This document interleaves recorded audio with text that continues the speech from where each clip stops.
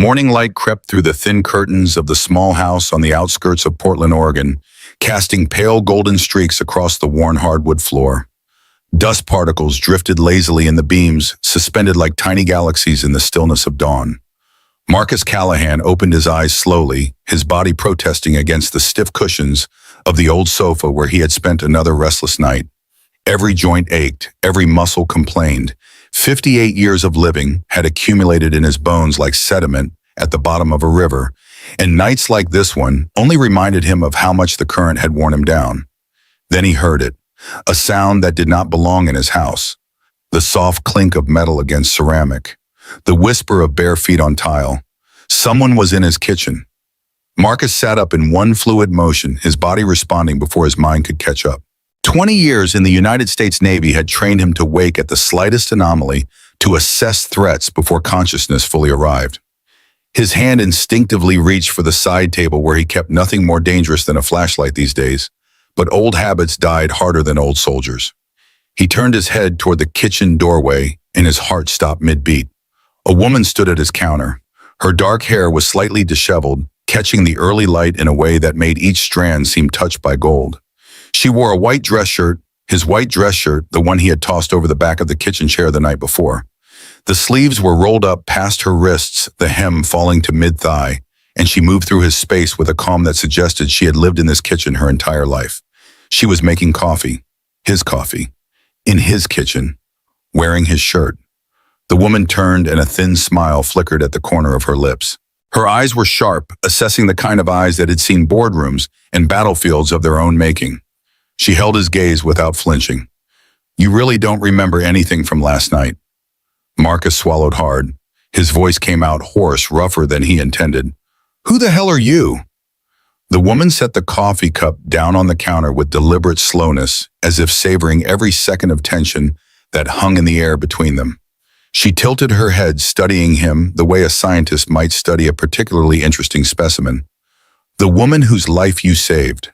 Her voice was smooth, controlled, carrying the weight of someone accustomed to being obeyed. "And the owner of the company that currently holds the mortgage on this house." Marcus was on his feet before he realized he had moved. The room tilted slightly, the events of the previous night rushing back in fragments, rain, fire, blood, a desperate voice crying for help. His pulse hammered against his temples, each beat a small explosion behind his eyes.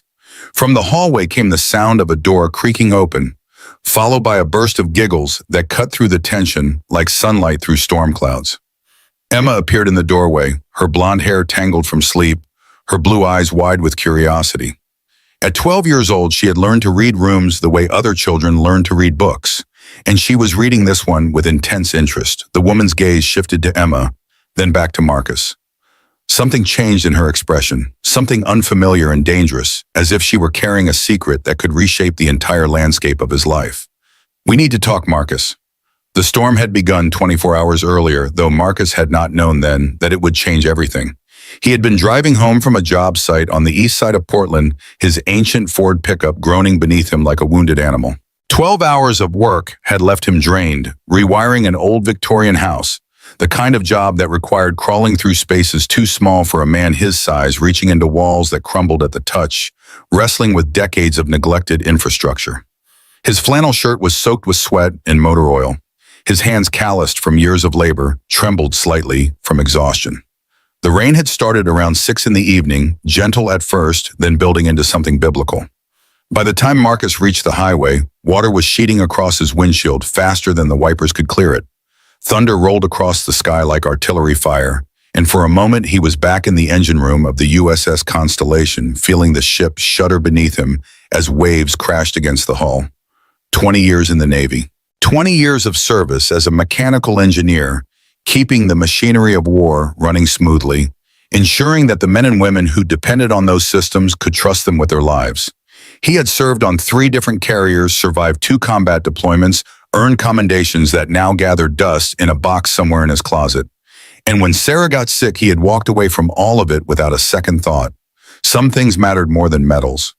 The pickup swayed on the flooded road, hydroplaning for a heart-stopping second before the tires found purchase again. Marcus gripped the wheel tighter, his knuckles white, his jaw clenched. He needed to get home. Emma was waiting, probably doing her homework at the kitchen table, probably worried about him driving in this weather. She worried too much for a 12-year-old, carried burdens too heavy for her young shoulders. That was his fault, he knew. Children learned fear from their parents, and he had taught her plenty. The headlights cut through the rain in weak yellow cones, illuminating only a few feet of road ahead. Marcus leaned forward, squinting through the deluge, when something at the edge of his vision made him slam on the brakes. A car. A luxury sedan, black and sleek, lay tilted against a massive oak tree on the roadside. The front end was crumpled like aluminum foil steam or smoke, he could not tell which, rising from the shattered hood. The headlights flickered weakly, casting irregular beams into the rain like the dying pulse of a heart. Marcus did not hesitate. He yanked the pickup to the shoulder, threw open the door, and launched himself into the storm. The rain hit him like a wall of ice. Within seconds, he was soaked through his boots, splashing through ankle-deep water as he ran toward the wreck. The smell hit him next, gasoline sharp and acrid, mixing with the copper scent of blood and the burnt rubber stench of deployed airbags. He reached the driver's side and pressed his face against the cracked window. A woman was inside, pinned behind the steering wheel. Her black suit was soaked through her white blouse, stained with blood from a gash on her forehead. An expensive watch gleamed on her wrist, catching the lightning that split the sky overhead. She was conscious, barely, her eyes wide with terror as she saw him. "Help me. Please. Help me." The words came out, broken, desperate, in the voice of someone who had never begged for anything in her life and did not know how to do it now. Marcus grabbed the door handle and pulled.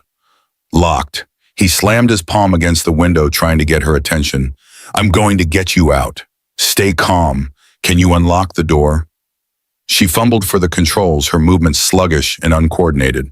Blood was streaming down her face, pooling in the hollow of her collarbone. The lock clicked, but the door would not budge. The frame had warped in the impact, metal twisted against metal. Marcus stepped back and drove his elbow into the window. Pain exploded up his arm as the glass shattered shards, slicing through his sleeve and into his skin. He barely felt it. Adrenaline had taken over that old familiar companion from his Navy days, sharpening his senses and dulling everything else. He reached through the broken window, his hands finding the seatbelt release. Stuck. Of course it was stuck. He pulled his pocket knife from his jeans and cut through the nylon strap in one clean motion, then grabbed the woman under her arms and hauled her through the window. She collapsed against his chest, her body trembling violently, her breath coming in short, panicked gasps. I can't breathe." Marcus half-carried, half-dragged her away from the car, his boots sliding in the mud, rain hammering down on them both. They had made it maybe 30 feet when the engine compartment erupted in flames. The heat hit him like a physical blow, searing and immediate. He threw himself over the woman, shielding her with his body as the fire consumed what was left of the sedan. When he looked up, the car was a funeral pyre, orange and yellow flames dancing against the black sky, hissing and spitting as the rain tried futilely to extinguish them. The woman was shaking uncontrollably, her fingers clutching his shirt with desperate strength. Thank you. Oh God, thank you." Marcus helped her to her feet, supporting most of her weight. She was lighter than he expected, fragile beneath the expensive fabric of her suit. The nearest hospital was miles away, and half the city was flooded. There was no way he could get her there in time, not with the roads in this condition. "My house is close. We need to get you warm. Get that bleeding stopped." She nodded weakly, her eyes unfocused, shock setting in. He guided her to the pickup, lifted her into the passenger seat, and ran around to the driver's side. The engine coughed to life, and he pulled back onto the road, driving as fast as he dared through the storm. His house appeared through the rain like a ghost, a small wooden structure with peeling paint and a crooked fence hunched against the wind as if trying to make itself invisible. It was not much, but it was home. It was all he had left. Inside, he laid the woman on the only bed in the house, his bed, the one he had shared with Sarah for 15 years, the one where she had taken her last breath. He pushed that thought away, focusing on the immediate task. He cleaned the wound on her forehead, applied pressure to stop the bleeding, covered her with every blanket he could find. She was unconscious by then, her breathing shallow but steady. Marcus stood in the doorway watching her sleep. In the dim light, with the blood cleaned away and her face relaxed, she looked almost peaceful, almost ordinary. But something about her did not fit the tailored suit, the designer watch, the manicured nails. This was not a woman who belonged on a back road in rural Oregon during a thunderstorm. This was not a woman who belonged in his world at all. He grabbed a pillow and headed for the sofa. That would be his bed tonight. Around midnight, Emma appeared in the living room. She moved silently the way she always did when she sensed something was wrong, her bare feet making no sound on the hardwood floor. She looked at her father, then at the closed bedroom door. Her young face creased with concern. "Dad, who is that?" Marcus pulled her close, wrapping an arm around her thin shoulders. She smelled like strawberry shampoo and slept the scent of innocence in a world that had shown him too much of its darker side. "She was in an accident, sweetheart. She needed help." "Is she going to be okay?" "I think so. Go back to bed." Emma did not move. Instead, she tightened her arms around him, her face pressed against his chest. "You're the best person in the world, Dad." "I'm just doing what anyone would do." Even as he said it, Marcus knew it was not true. Most people would have driven past that wreck, unwilling to risk their own safety in a storm like that one. Most people would have called 911 and let someone else handle it. But Marcus had never been most people. The Navy had taught him that when someone needed help, you helped them. You did not calculate the risks or weigh the inconveniences. You acted because that was what decent human beings did. Lightning split the sky outside, it illuminating the bedroom door for a fraction of a second. Through the crack at the bottom, Marcus caught a glimpse of the woman's face, pale, still touched by shadows and light in equal measure. In that moment, he saw something in her that he could not name. Strength, authority, a quiet power that commanded attention without demanding it. This was not an ordinary person.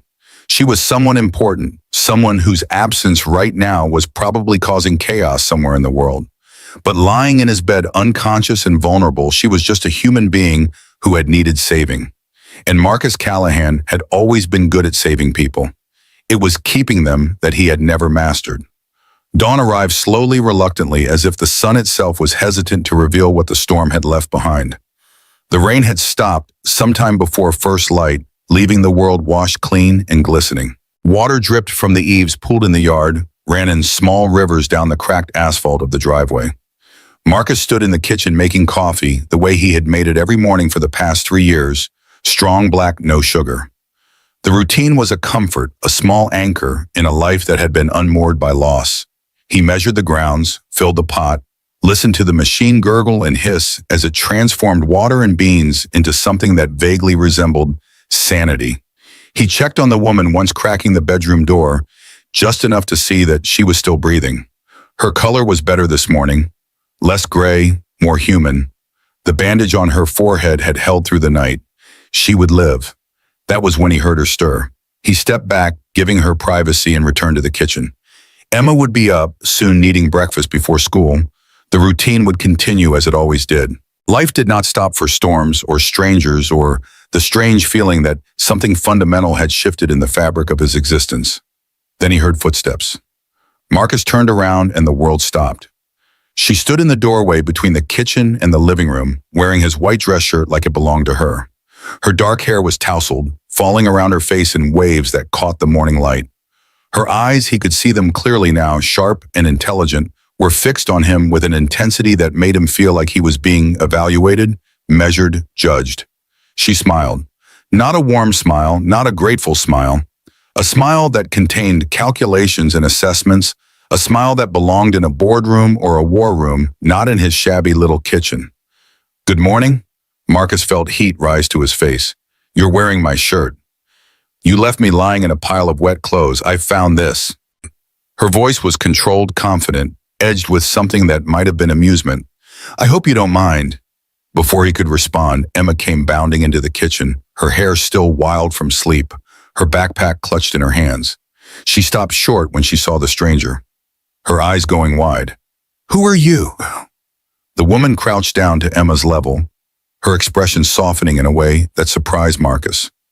"Just someone your father rescued last night." Emma looked at her father, then back at the woman. "Dad saves everyone. He's like a superhero, except without the cape." The woman's smile changed, became something closer to genuine. "I can see that." Marcus cleared his throat, uncomfortable with the direction this conversation was taking. "I can call you a taxi or an Uber or whatever you no need." The woman straightened, moving to the counter where the coffee pot sat. She poured herself a cup without asking permission, as if this were her kitchen, her coffee, her right. My driver has been waiting outside since 6 this morning. Marcus blinked. You have a driver. He's been tracking my phone. He knew where I was the moment I stopped moving. Then why, why am I still here?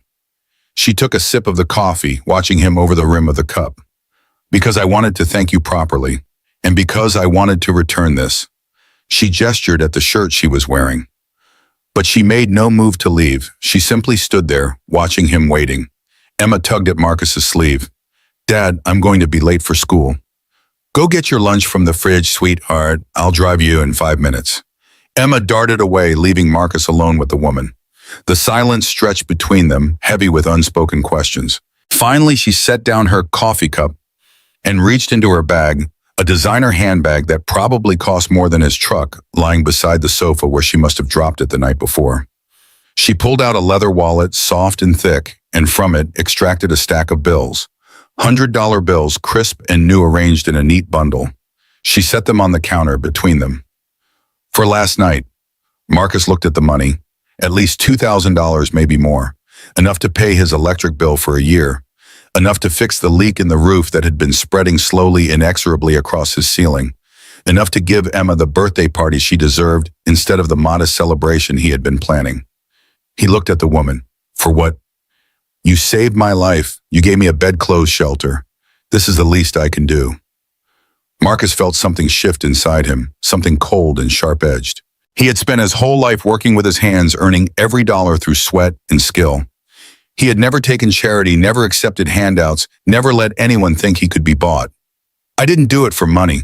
The woman shrugged, a delicate movement that somehow conveyed both elegance and dismissal. Then consider it compensation for your trouble. Your shirt probably needs dry cleaning. Marcus picked up the money. The bills felt wrong in his hands, tainted somehow, as if accepting them would transform what he had done last night from an act of basic human decency into a transaction. He held them out to her, his arm rigid, his jaw tight. Take it back. I don't want your money. She did not reach for the bills. Instead, she tilted her head, studying him with those sharp, assessing eyes. Most men would take it. I'm not most men. No. A pause waited with something he could not identify. You're not. She regarded him for a long moment, and for the first time a crack appeared in her composed exterior. A flicker of something, confusion, respect, crossed her features before vanishing behind the mask of control. My mistake. She reached out and took the money, her fingers brushing against his as she did. I thought I was being generous. Marcus let out a short, humorless laugh. Generous. You think throwing money at someone is generosity? Then explain it to me. He met her gaze, holding it without flinching. Generosity is helping someone because it's the right thing to do, not because you owe them, not because you want something in return, just because they need help and you can give it. She stood very still. The silence in the kitchen was absolute, broken only by the drip of water from the eaves outside and the distant sound of Emma rummaging through the refrigerator. I see. Her voice was softer now, stripped of its earlier confidence. You're saying I turned a kind act into a business deal. That's exactly what I'm saying. The woman looked down at the money in her hands, then back at him. Something shifted in her expression, not surrender, but acknowledgement. Recognition. You're right. I apologize. Marcus turned away, reaching for his own coffee cup. He did not want her apology. He did not want anything from her except for her to leave, to take her money and her expensive clothes and her world of drivers and designer bags and disappear back into whatever life she had come from. But she did not leave. Not immediately. She walked to the door, paused with her hand on the knob, and looked back at him. What's your name? Marcus. Marcus Callahan. She repeated it slowly as if committing it to memory. Marcus Callahan, I won't forget. Then she was gone, the door closing softly behind her. Emma appeared in the kitchen doorway, backpack on lunch bag in hand. Was that your girlfriend, Dad? Despite everything, Marcus laughed. No, sweetheart. She's complicated. I liked her. She was pretty, and she smelled nice. She was also wearing my favorite shirt. Emma grinned the gap where she had lost a baby tooth last month, making her look impossibly young. Maybe she'll bring it back. Marcus scooped up his keys and ushered his daughter toward the door. Come on, you'll be late. But as he drove Emma to school, his mind kept returning to the woman. The way she had moved through his kitchen like she belonged there. The way she had looked at him when he refused her money, not with anger, but with something closer to wonder. He had a feeling he had not seen the last of her. He had no idea how right he was. The truth arrived that evening, delivered through the glowing screen of his ancient television set. Marcus was in the kitchen preparing dinner spaghetti with meat sauce, one of the few dishes he had mastered in the years since Sarah's death. Emma sat at the table behind him, working on her homework, her pencil scratching across paper in steady rhythm. The TV murmured in the background, a news channel that Marcus kept on more for the noise than the information. Then the anchor's voice cut through the domestic quiet, sharp, with the urgency that meant something important had happened. Breaking news tonight, Victoria Sterling, CEO of Sterling Industries, has returned to work following a car accident last night that nearly claimed her life. Sources say a local resident pulled Sterling from her burning vehicle just moments before it was engulfed in flames. Marcus froze the wooden spoon in his hand, suspended over the pot of sauce. He turned slowly toward the television, his heart hammering against his ribs. There she was, the woman from his kitchen, transformed. Gone was the disheveled hair, the borrowed shirt, the vulnerable trembling of a trauma survivor. In her place stood a figure of pure authority, immaculate in a tailored charcoal suit, her dark hair swept back from her face, her posture radiating power and control. She stood before an enormous glass building, reporters clustered around her like supplicants before a queen. Behind her, etched in steel letters against the facade of the building, was a name, Sterling Industries. The anchor continued, Sterling Industries, one of the Pacific Northwest's largest conglomerates, has holdings in technology manufacturing and commercial real estate. Victoria Sterling, who took over as CEO following her father's death 5 years ago, has been credited with transforming the company into a multi-billion-dollar enterprise. The screen cut to Victoria herself, surrounded by microphones and flashing cameras. She looked directly into the lens, and for a moment Marcus could have sworn she was looking directly at him. I owe my life to a stranger who asked for nothing in return. He was kind, humble, and refused any compensation. That kind of integrity is rare. That kind of dignity cannot be purchased. Marcus stood motionless, the sauce forgotten, his mind struggling to process what he was seeing.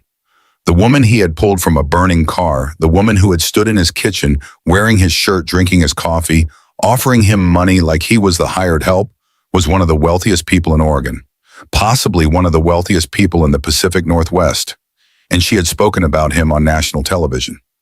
Emma appeared at his elbow, her homework abandoned. Dad, that's her. The woman from this morning. Yeah, sweetheart, that's her. She's famous. Apparently, Emma's eyes went wide with the particular excitement of a 12-year-old who had just discovered that her ordinary life had intersected with something extraordinary. You saved a CEO. That's so cool. Marcus turned off the stove and moved the pot to a coal burner. His appetite had vanished, replaced by a strange mixture of emotions he could not quite name. Relief that the woman was alive and well. Discomfort at seeing his act of basic decency broadcast to the world. And underneath it all, a nagging sense that this was not over, that Victoria Sterling was not the type of person who let debts go unpaid no matter what he had said about not wanting her money. Dad, Emma's voice pulled him back to the present. Do you think she'll come back? Marcus looked at his daughter, this small, fierce, wonderful person who was the only reason he got out of bed most mornings. I don't think so, sweetheart. People like her don't usually spend time in neighborhoods like ours. Emma nodded slowly, processing this. Then, with the matter-of-fact wisdom that children sometimes possessed, I hope she does, though. She seemed nice. Underneath all the fancy stuff, I mean. Marcus smiled despite himself. Emma had always had a gift for seeing past surfaces, for finding the human being beneath the armor. It was one of the things he loved most about her, and one of the things that terrified him most. The world was not kind to people who saw too clearly. Come on, he said, turning back to the stove. Let's eat. You've got homework to finish. But as they sat down to dinner, Marcus could not shake the feeling that something had changed. The woman Victoria had walked into his life like a storm, and like all storms, she had left wreckage in her wake. The question was whether he would be able to rebuild or whether the damage would prove permanent. 3 days passed, 3 days of normality of work and school and the thousand small tasks that comprised a life. Marcus fixed a leaking pipe in a house on the west side of town. He replaced a faulty electrical panel in an apartment building downtown. He drove Emma to school and picked her up afterward, helped her with her homework, made sure she ate her vegetables and went to bed on time. He tried to forget about Victoria Sterling. He failed. Her face kept appearing in his mind at odd moments while he was elbow deep in a wall fishing for a stubborn wire, while he was sitting at a red light waiting for the signal to change, while he was lying in bed at night staring at the ceiling and listening to the old house settle around him. The way she had looked at him when he refused her money, the way her voice had softened when she apologized, the way she had repeated his name as if she were making a promise. On the morning of the fourth day, Marcus was at Emma's school fixing a burst pipe in the teacher's lounge. It was routine work, the kind of job he could do in his sleep. Locate the leak, shut off the water, cut out the damaged section solder in a replacement. His hands moved with the automatic precision of long practice, leaving his mind free to wander. He was thinking about Sarah, about the way she used to laugh at his jokes, even the bad ones, about the way she would stand behind him while he worked her hands on his shoulders, her chin resting on the top of his head, about the way she had looked in those final weeks pale and thin, but still fighting, still smiling, still trying to make everyone around her feel better, even as she was dying. 3 years. It had been 3 years since she passed. 3 years of raising Emma alone, of working himself to exhaustion, of trying to fill the void she had left behind. Some days it felt like yesterday, other days it felt like a lifetime ago. The sound of an engine pulled him from his thoughts. It was not the sound of a minivan or an SUV, the vehicles that typically populated school parking lots. This was something different. A low, smooth purr that spoke of precision engineering and obscene amounts of money. A sound like a predator's growl, quiet but unmistakable. Marcus straightened up, wiping his hands on a rag. Through the window of the teacher's lounge, he could see the parking lot. A black sedan had pulled in sleek and polished, so out of place among the modest cars and trucks that it might as well have been a spaceship. The driver's door opened. Victoria Sterling stepped out. She was dressed differently today, a white blazer over a dark blouse, tailored pants, heels that clicked against the asphalt like a metronome. Sunglasses hid her eyes, but there was no mistaking her.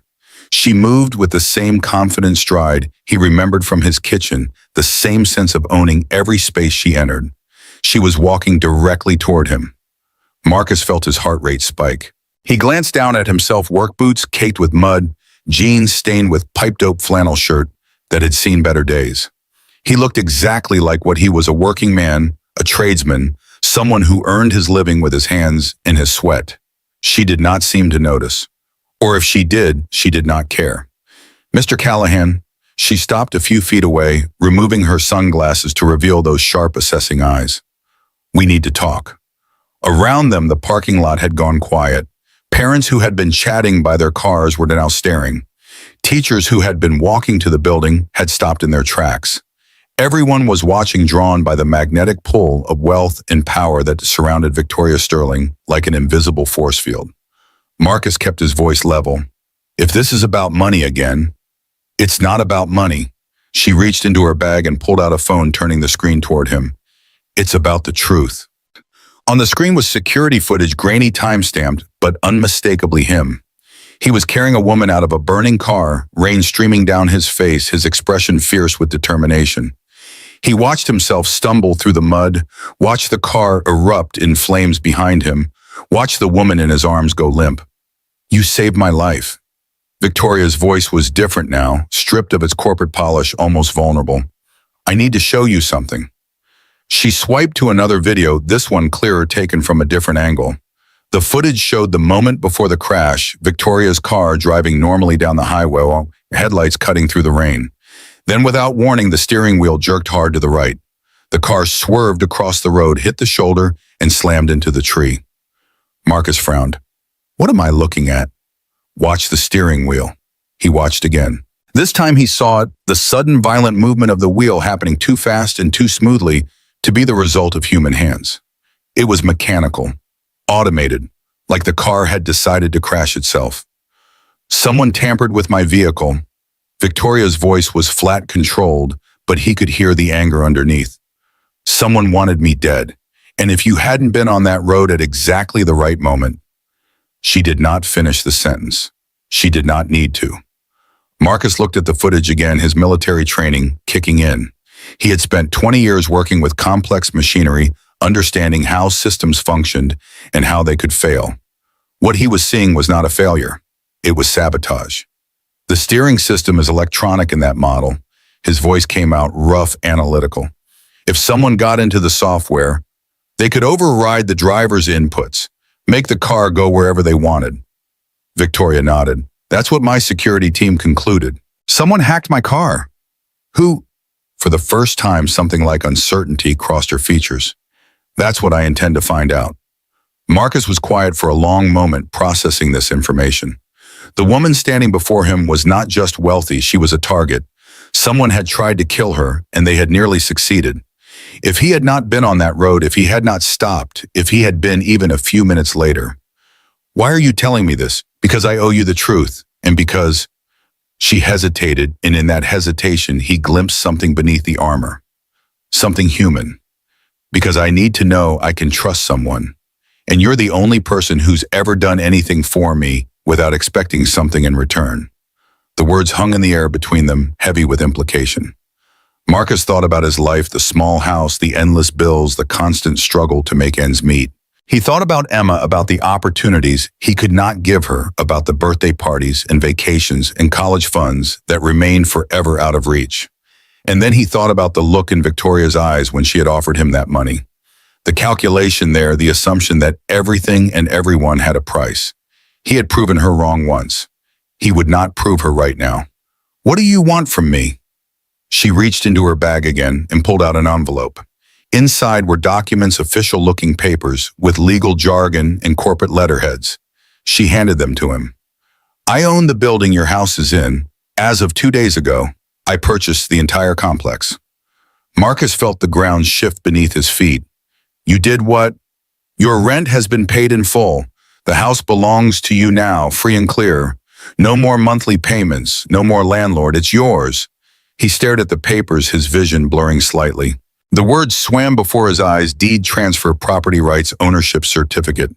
His name was printed at the top, clear and unmistakable. I can't accept this. You already have. The paperwork is filed. It's done. You can't just... I can. Her voice was firm again, the CEO reasserting herself. And I did. Not because I owe you, Marcus. Because it's the right thing to do. You saved my life. You asked for nothing. The least I can do is make sure you have a roof over your head. Marcus thought about all the nights he had lain awake calculating whether he could make the rent. All the jobs he had taken, dangerous, exhausting, sometimes humiliating, just to keep Emma housed and fed. All the dreams he had deferred, the opportunities he had passed up, the sacrifices he had made without complaint. And now, with a few strokes of a pen, Victoria Sterling had erased the heaviest burden from his shoulders. He should have been grateful.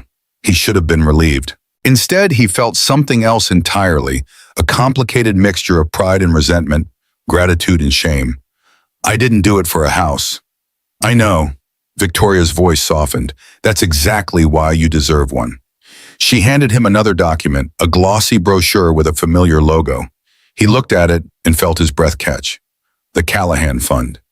I'm starting a foundation, Victoria continued, support for single parents, especially single fathers. Financial assistance, job training, childcare subsidies. I want to help people like you, Marcus.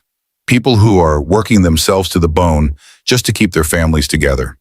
He looked up from the brochure. You named it after me. I named it after the only kind of strength I truly respect. Quiet strength, honest strength, human strength. Marcus stood there, the brochure in one hand, the deed to his house in the other. Around them, the parking lot had filled with whispers, parents and teachers pointing, speculating, taking photos on their phones. He barely noticed. Wow, the word came out rough, almost accusatory. Why are you doing this? Victoria met his gaze without flinching.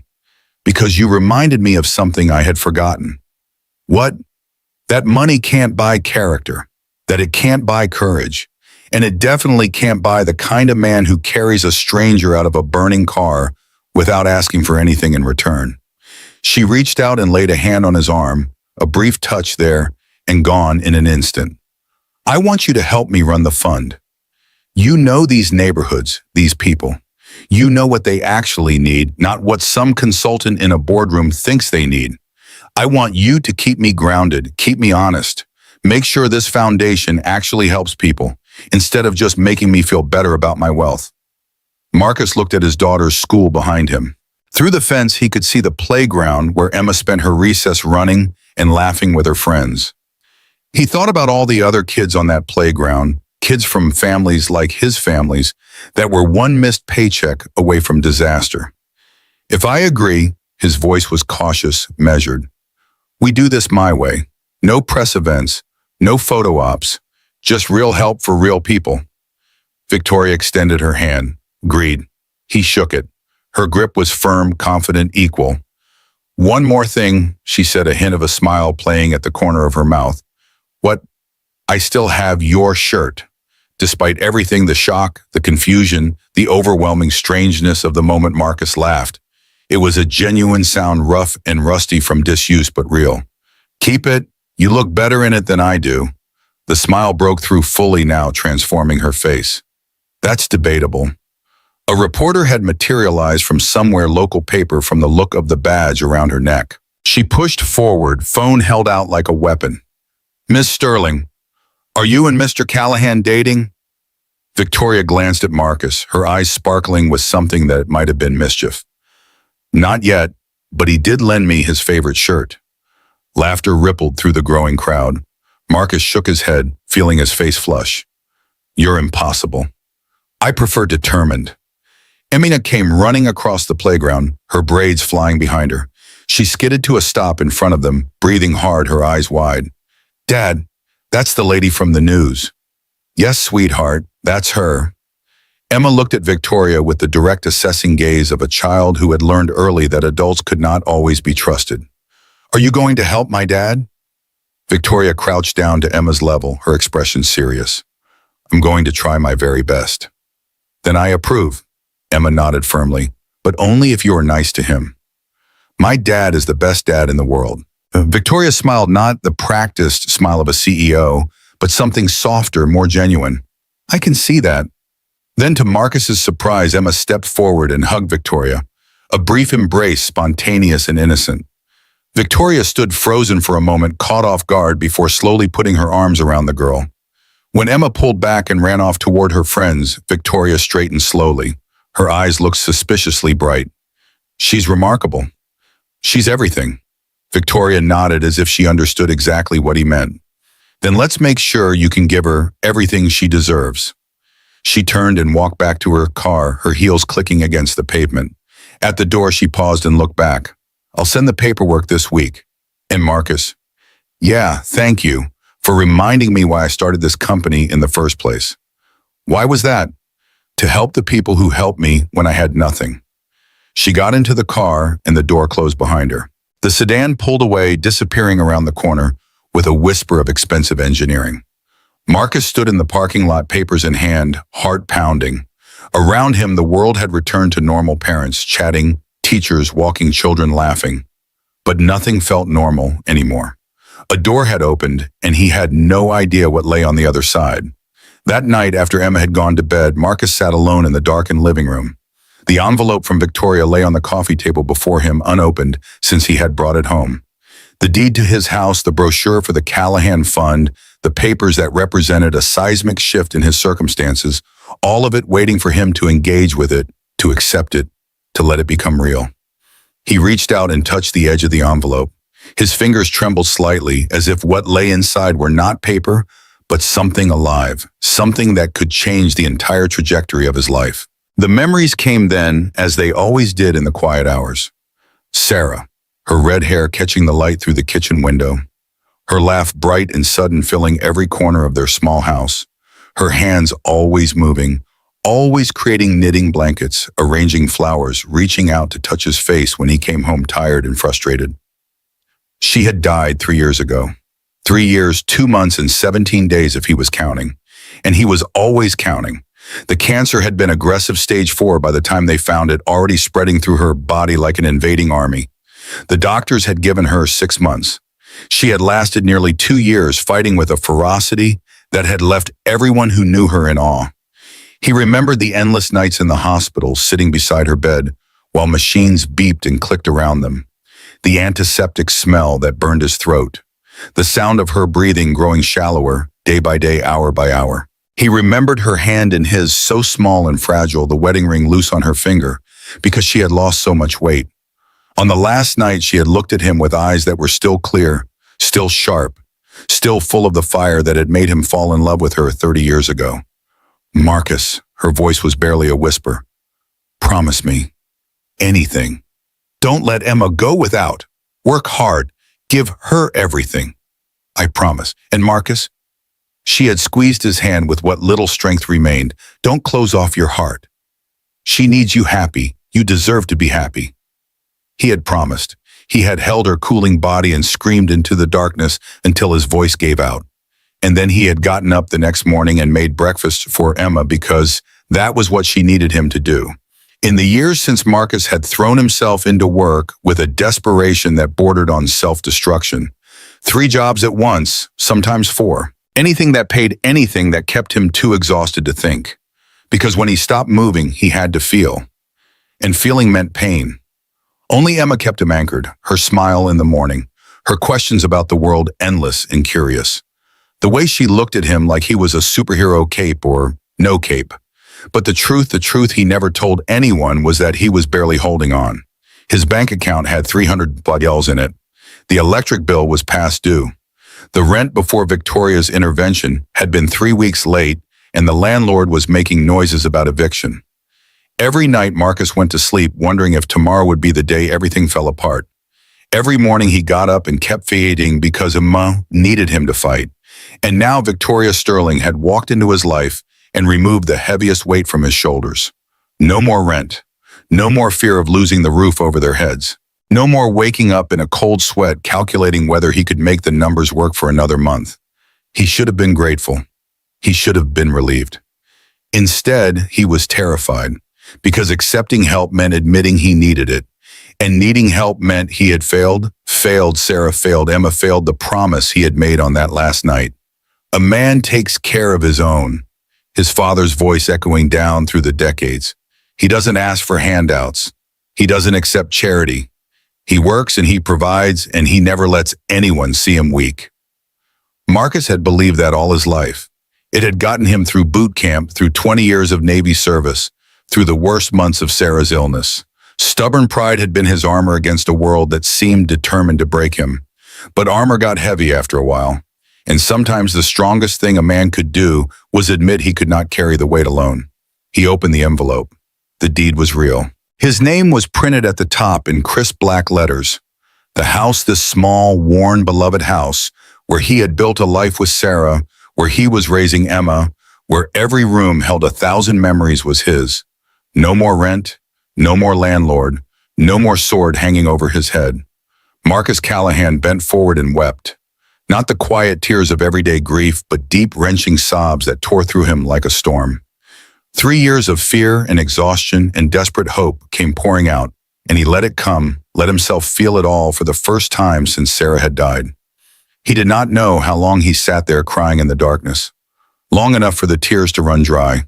Long enough for the tightness in his chest to ease, replaced by something that felt almost like peace. The creak of the bedroom door made him look up. Emma stood in the doorway, clutching her stuffed bear, her face creased with sleep and worry. "Daddy, why are you crying?" Marcus wiped his face quickly, but he could not hide the evidence of his tears. "Just feeling some feelings, sweetheart. Come here." She crossed the room and climbed onto the sofa beside him, curling into his side the way she had since she was small. "Is it about Mom?"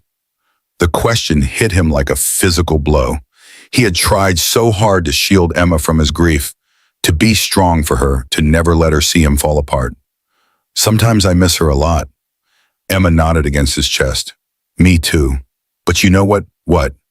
I think she'd be proud of you. You're doing really good, Dad, even when it's hard." Marcus tightened his arm around her, holding on to her like she was the only thing keeping him from drowning. You think so? I know so. Emma's voice was certain the way only a child's voice could be. And now that Victoria lady is going to help us? Mom would like that. She always said good things happen to people who deserve them. Marcus closed his eyes, letting his daughter's words wash over him. Sarah had said that in the early days of their marriage, when they were young and broke and full of impossible dreams, he had forgotten. He had let himself forget so many things in the fog of grief. I love you, Emma. I love you too, Daddy. They sat there together in the darkness, father and daughter holding on to each other as the night deepened around them. Outside, the stars emerged one by one, pinpricks of light in an infinite black canvas. Something had shifted tonight. Some wall had crumbled, some door had opened. Marcus did not know yet what lay on the other side, but for the first time in 3 years, he felt something other than fear when he thought about the future. He felt hope. Meanwhile, in a penthouse overlooking downtown Portland, Victoria Sterling stood before a wall of windows, watching the city lights sparkle below. The skyline was beautiful from up here, a glittering constellation of human ambition, each light representing a life, a story, a struggle. She held a glass of wine in her hand, but she had not taken a single sip. On the table behind her, Marcus Callahan's white shirt lay neatly folded. She had washed it herself, dried it carefully, kept it close. Not because she had forgotten to return it, she forgot nothing but because she did not want to let it go. She lifted the shirt to her face, breathing in the scent of cheap laundry detergent and honest work. It smelled nothing like the designer fabrics that filled her closets, the Egyptian cotton sheets on her bed, the silk blouses that cost more than most people earned in a month. It smelled like home. A single tear fell sudden and unexpected.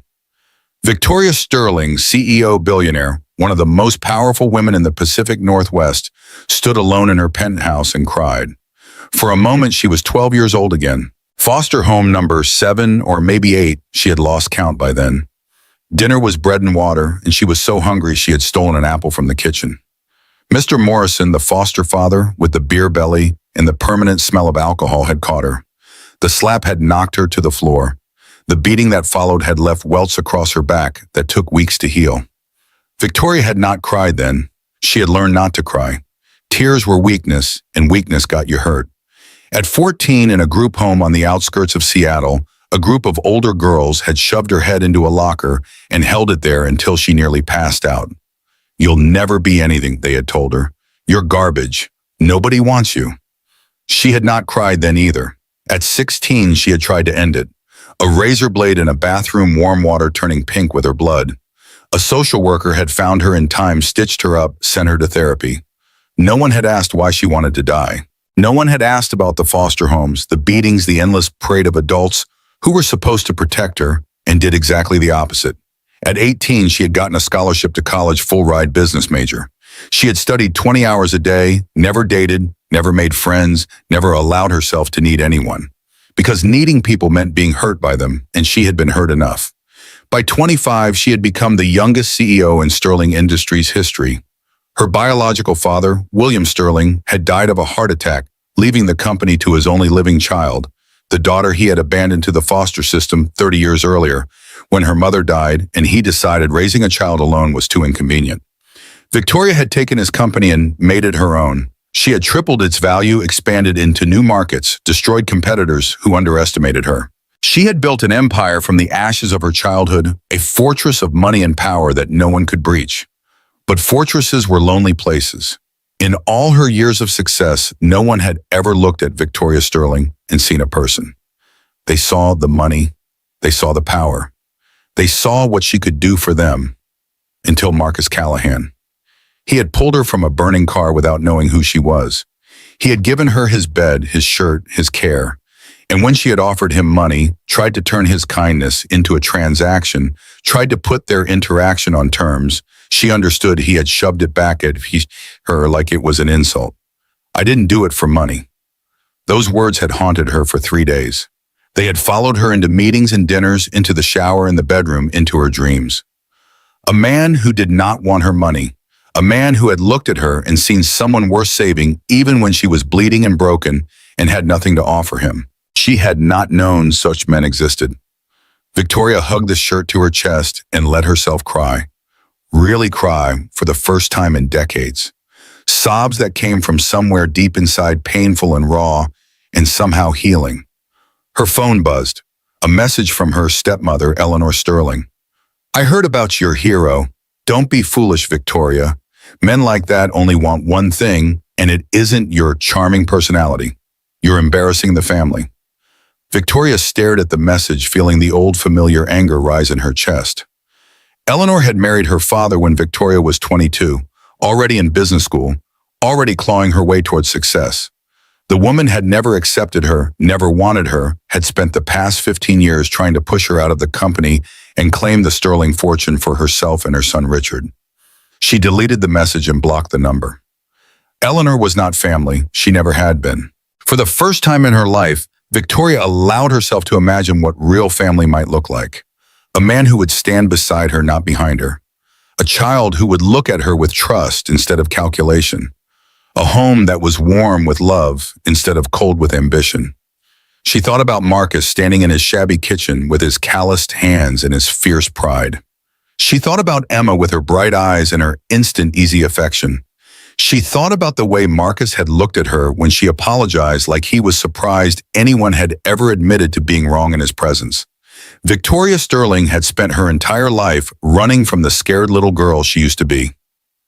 Building walls, accumulating power, making sure no one could ever hurt her again. But walls also kept people out.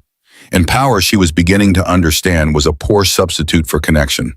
Tomorrow she would begin the work of establishing the Callahan Fund. She would help people, really help them, not just throw money at problems to make herself feel better. She would learn from Marcus how to do things right. And maybe if she was very lucky, she would learn how to be human again. Outside her window, the city sparkled on, oblivious to the transformation happening in the penthouse above.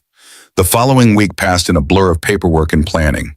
Victoria threw herself into the Callahan Fund with the same intensity she brought to everything else. But this time there was something different in her approach. Instead of making decisions from the top down, she consulted with Marcus at every step. He met her in coffee shops and community centers, never at her office, never at expensive restaurants.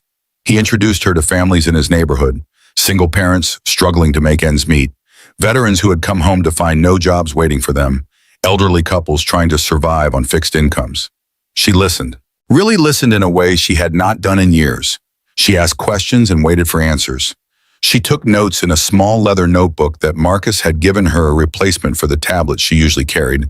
He said because real people responded better to pen and paper than to screens. You can't build trust with technology, he had told her. Trust is built face-to-face, one conversation at a time. She was beginning to understand what he meant. Meanwhile, Marcus found himself grappling with the strange new reality of his circumstances. The house was his, now truly his, not rented, not borrowed, not at risk. He walked through the rooms, sometimes running his hand along the walls, still not quite believing it. Emma had noticed the change in him. You're smiling more, Dad, she told him one morning over breakfast. You look less tired. He had not realized how much of his exhaustion had shown until she pointed it out. 3 years of carrying an impossible weight, and now that weight was gone. He was sleeping better, eating better, standing a little straighter. But underneath the relief, questions gnawed at him. The security footage Victoria had shown him haunted his dreams. The steering wheel jerking violently, the car careening off the road, the flames that would have consumed her if he had arrived even a minute later. Someone had tried to kill her. Someone had hacked into her car's computer system and deliberately caused the crash. And that someone was still out there, unpunished, unidentified. Marcus had spent 20 years in the Navy solving complex mechanical problems under pressure. He knew how systems worked, how they could fail, how they could be sabotaged. And the more he thought about what he had seen in that footage, the more certain he became that this was not a random attack. This was personal. He started researching quietly, carefully, not wanting to alarm Emma or distract Victoria from her work with the fund. He read articles about automotive security vulnerabilities, about the hacking tools that could override electronic steering systems, about the handful of cases where similar attacks had been documented. He also researched Sterling Industries. The company was massive, a conglomerate with interests in technology, manufacturing, real estate, and a dozen other sectors. Victoria's father, William Sterling, had built it from a small machine shop in the 1970s into a multi-billion-dollar empire. When he died 5 years ago, Victoria had inherited majority control, but she was not the only heir. Richard Sterling, William's son from his second marriage, held a significant minority stake. According to the articles Marcus found, Richard had challenged Victoria's leadership, repeatedly arguing that he should be running the company instead. There had been proxy fights, boardroom battles, legal disputes that had cost millions in attorney fees. Marcus looked at Richard Sterling's a smooth, polished face with perfectly styled hair and a smile that did not reach his eyes. He had seen faces like that in the Navy, usually attached to officers who cared more about their careers than their sailors. And then there was Eleanor, Richard's mother, William Sterling's widow, who controlled a substantial portion of the family's non-corporate assets and had been fighting Victoria in court over the estate for years. The picture that emerged was not pretty. Victoria Sterling was not just wealthy, she was surrounded by people who wanted what she had and were willing to fight dirty to get it. The question was, how dirty were they willing to get? On a Saturday morning, 2 weeks after the accident, Marcus drove to the impound lot where Victoria's wrecked car had been taken. She had given him authorization to examine it, had seemed surprised and touched that he wanted to actually. Most people would have forgotten about the crash by now, she had said. Moved on. Someone tried to kill you. That's not something I can just move on from. The car was a total lost frame, twisted engine compartment, gutted by fire interior, reduced to charred wreckage. But Marcus was not interested in the obvious damage. He was looking for something else. It took him 3 hours of crawling under and around the vehicle, but he found it. A small device roughly the size of a pack of cigarettes tucked behind the dashboard where the steering column connected to the electronic control module. It was burned and damaged, but still recognizable to someone who knew what he was looking at. A hardware implant. Someone had physically installed this device in Victoria's car, giving them the ability to override the steering system remotely. This was not some random hacker exploiting a software vulnerability from the other side of the world. This was someone with direct access to the vehicle. Marcus took photos, made notes, carefully removed the device, and sealed it in an evidence bag he had brought from home. His hands were steady, his mind clear. This was work he understood, methodical, technical, precise. The bigger question, who had done this and why, was beyond his expertise. But he knew someone who might be able to help. He called Victoria that afternoon. I found something. We need to talk. They met at a diner on the east side of town, a place where no one would recognize Victoria Sterling, where the coffee was strong and the booths offered privacy. Marcus laid the evidence bag on the table between them. Someone installed this in your car. It's a hardware override device, lets them take control of your steering remotely. Professional grade, not something you buy at Radio Shack. Victoria stared at the device, her face pale. You're saying someone with physical access to your car, someone who knew what they were doing, someone who wanted you dead and almost got their wish. She was silent for a long moment. When she spoke again, her voice was controlled, but he could hear the fear underneath. Richard has been fighting me for control of the company for years. He has a mechanical engineering degree. He would know how to do something like this. Your brother. Half-brother. We share a father, nothing else.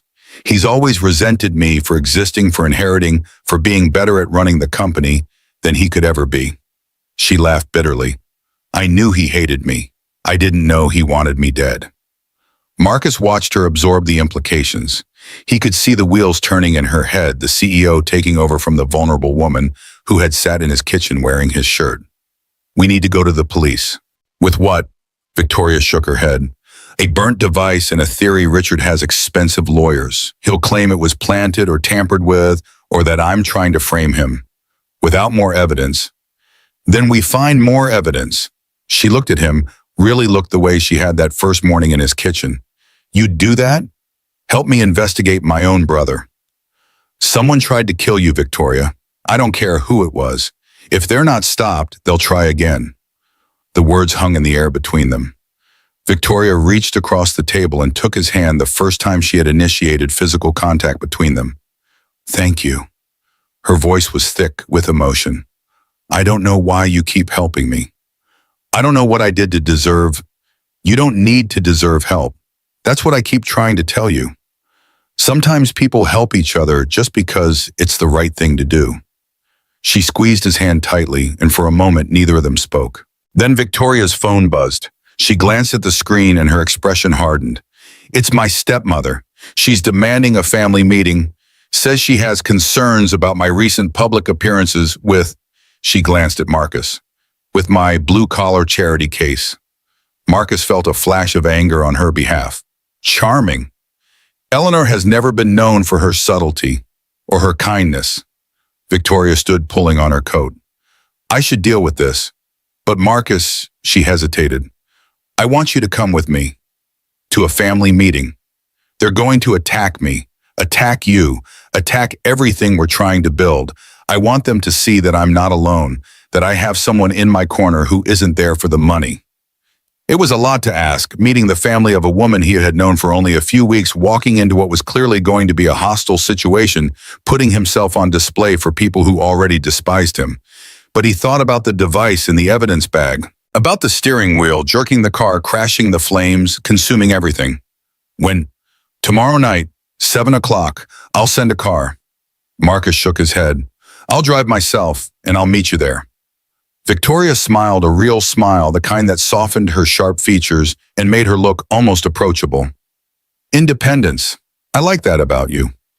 Among other things, getting ahead of yourself, Mr. Callahan.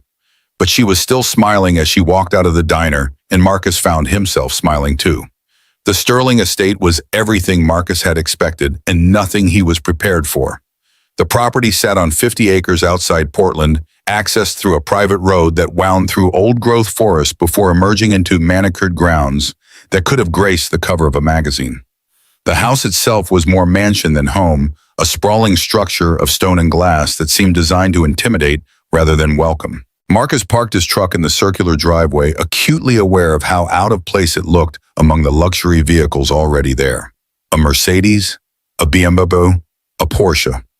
His Ford F-150 with its dented fender and rust spots was like a mutt at a dog show. He straightened his tie, the only tie he owned, a dark blue one Sarah had given him for their 20th anniversary, and walked to the front door. Victoria met him there. She was dressed for battle, a black suit that fit her like armor. Her hair pulled back severely from her face, her expression carefully neutral. But when she saw him, something in her eyes softened. You came. I said I would. She took his hand. Whatever happens in there, remember they don't define me, and they don't define you. The interior of the house was as overwhelming as the exterior: marble floors, crystal chandeliers, artwork on the walls that probably cost more than his entire house. Victoria led him through a series of rooms, each more opulent than the last, until they reached a formal dining room, dominated by a table long enough to seat a small army. 2 people were already seated. At the head of the table sat Eleanor Sterling. She was 60 years old, perfectly preserved, with silver hair, swept back from a face that had been surgically maintained within an inch of its life. Diamonds glittered at her throat and wrists. Her eyes, when they turned to Marcus, were cold enough to freeze water. Beside her was Richard Sterling, 40 years old, handsome in a polished, practiced way, wearing a suit that cost more than Marcus earned in a month. His smile was wit and white and completely devoid of warmth.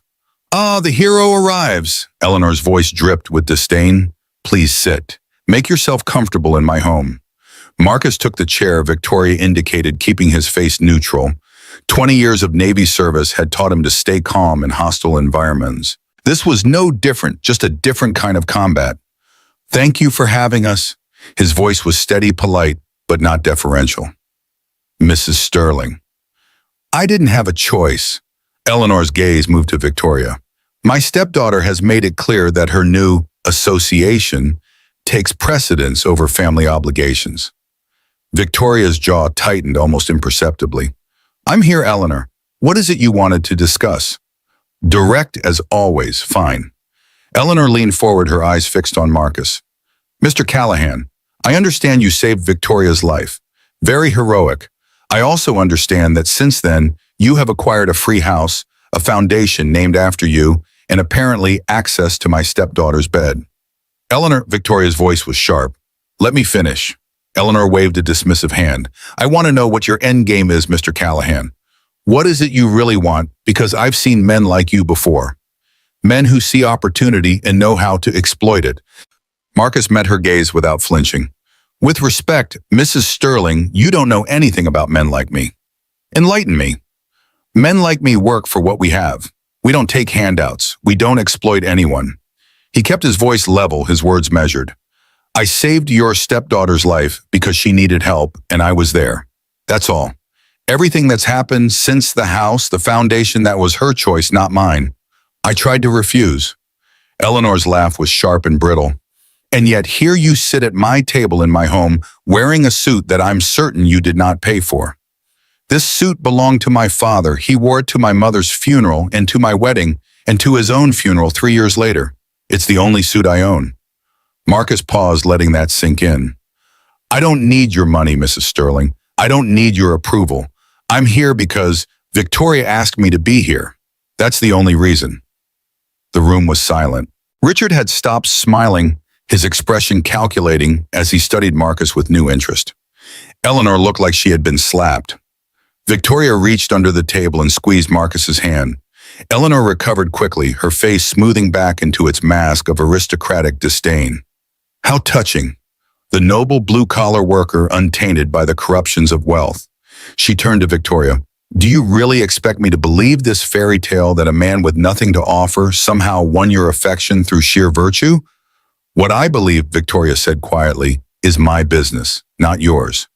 It is very much my business when you're making a spectacle of yourself in the press.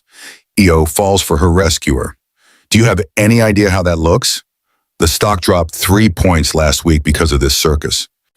The stock dropped because of the quarterly earnings report, which was affected by the supply chain issues Richard created when he insisted on changing vendors against my recommendation.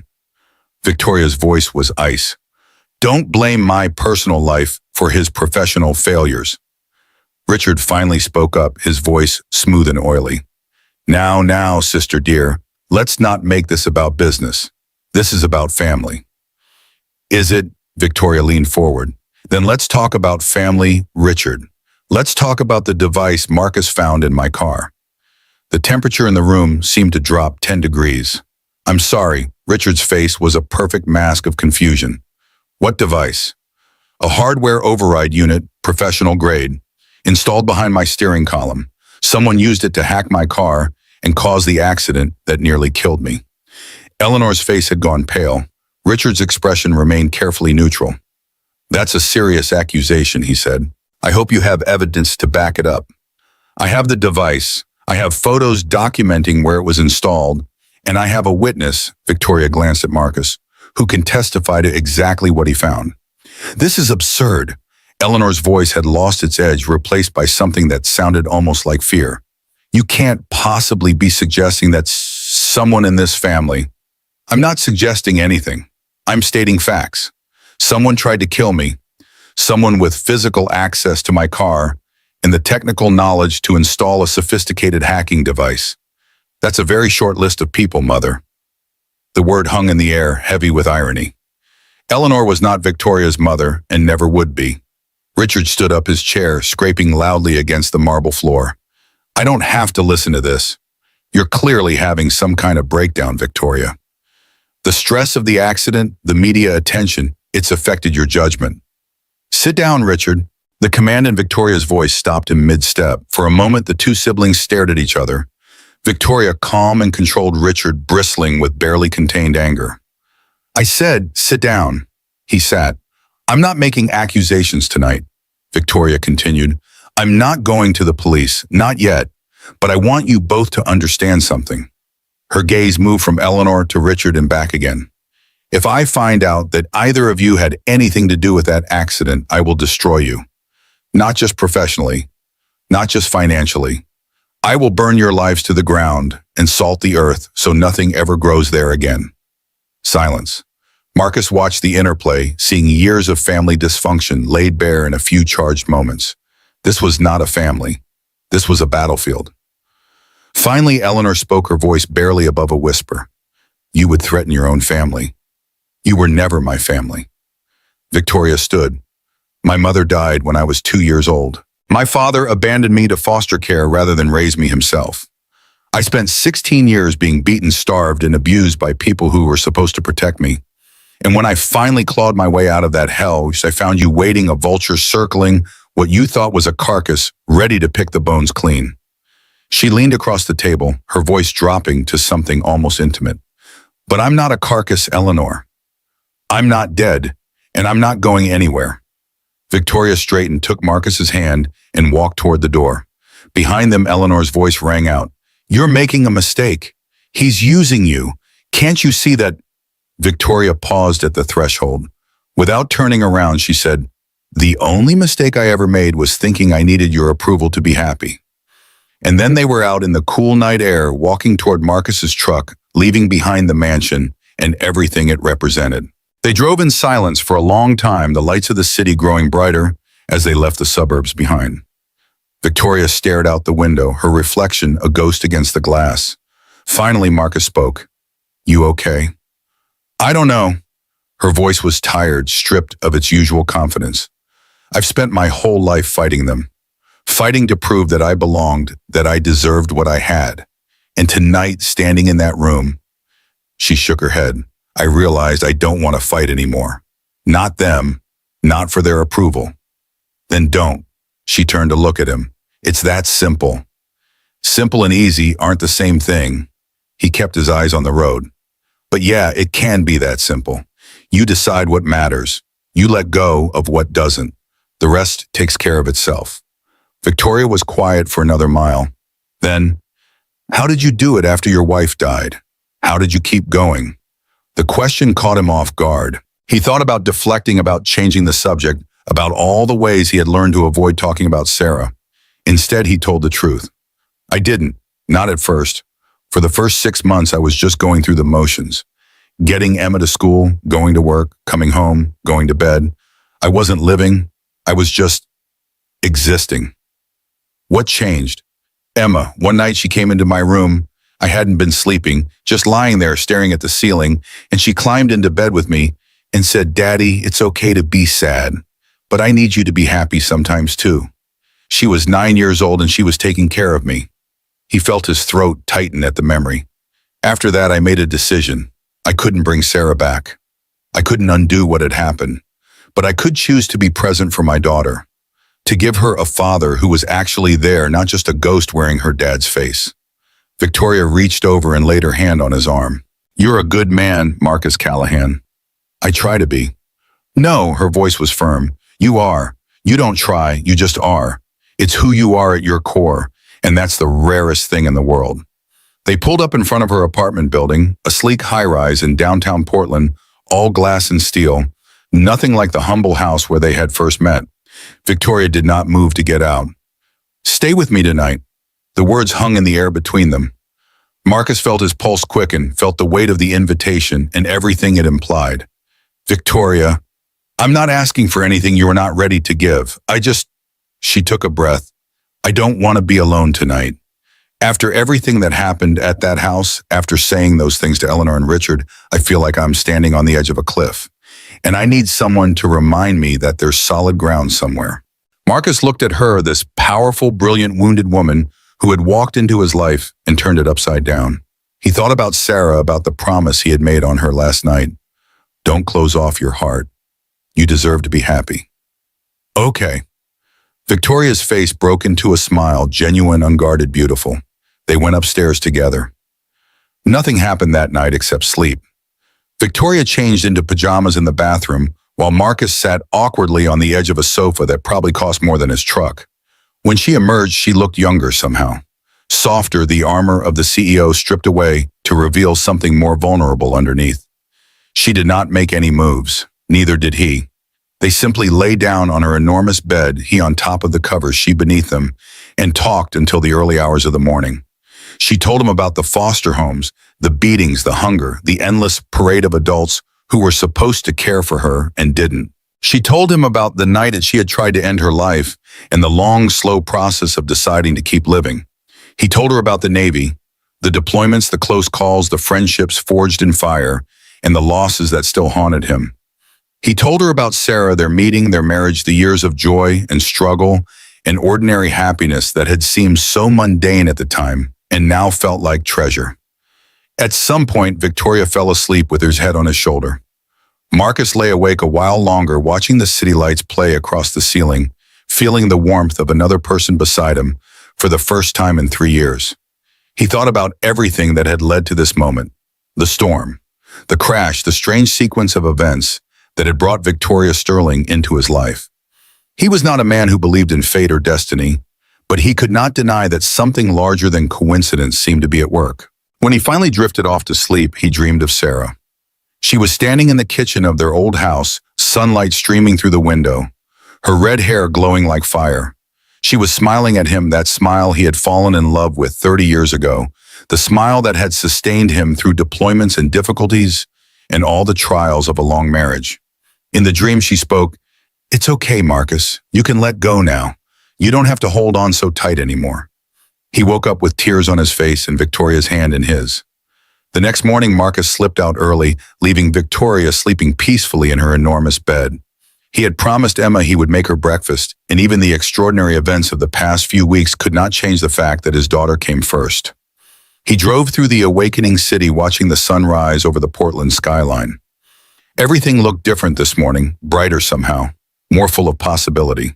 At home, he made pancakes while Emma sat at the kitchen table, chattering about school and friends and the YouTube videos she wanted to show him. Normal things, ordinary things, the fabric of a life. But as he flipped pancakes and listened to his daughter talk, Marcus found his mind returning again and again to the evidence bag sitting in his closet. The device someone had used to try to kill Victoria.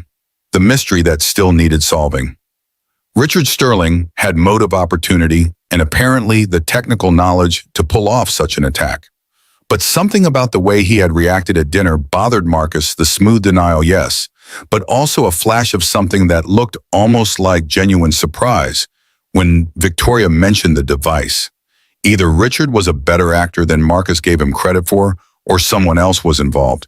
He needed more information, more evidence, something that would either confirm Richard's guilt or point him toward the real culprit. After dropping Em at school, Marcus drove to a coffee shop near the Sterling Industries headquarters. He had a plan, crude perhaps, but effective. He was going to watch. Wait. See who came and went from the building, see if anyone acted suspicious. It was old-fashioned surveillance, the kind he had learned in the Navy when electronic methods failed. Sometimes the best intelligence came from simply keeping your eyes open. He ordered a coffee and settled into a window seat with a clear view of the building's entrance. For 3 hours, he watched employees stream in and out, delivery trucks pull up to the loading dock, executives emerge for lunch meetings, and return with briefcases full of documents. Then he saw something interesting. A man emerged from a side entrance, not the main lobby, but a service door that led to the parking garage. He was dressed in a maintenance uniform, carrying a toolbox, his cap pulled low over his face. There was nothing obviously suspicious about him, just another worker going about his business. But something about the way he moved caught Marcus's attention, furtive, alert, checking over his shoulder every few seconds. Marcus pulled out his phone and snapped several photos as the man climbed into an unmarked white van and drove away. It was probably nothing, but 20 years in the Navy had taught Marcus to trust his instincts, and his instincts were screaming that something was wrong. He called Victoria. "I need access to your company's personnel records, specifically anyone working in vehicle maintenance or the executive garage." There was a pause. "That's going to raise some flags." "Why?" He told her about the man he had seen, the suspicious behavior, the van with no markings. Victoria was quiet for a moment. Then, "I can get you the records, but Marcus, be careful. If Richard is behind this, he has resources, dangerous resources. I spent 20 years in the United States Navy. I've dealt with dangerous resources before. This is different. This is my family.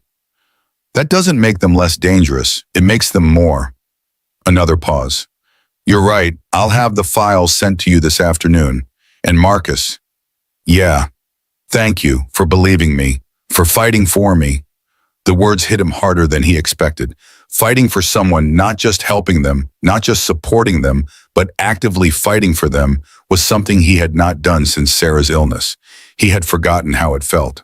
"I'll call you when I find something." He hung up and went back to watching the building, but his mind was elsewhere. On Victoria, on the family that had tried to kill her, on the tangled web of money and power and resentment that had nearly claimed her life, and on his own heart, which was slowly terrifyingly beginning to open again. The files arrived that evening via secure email.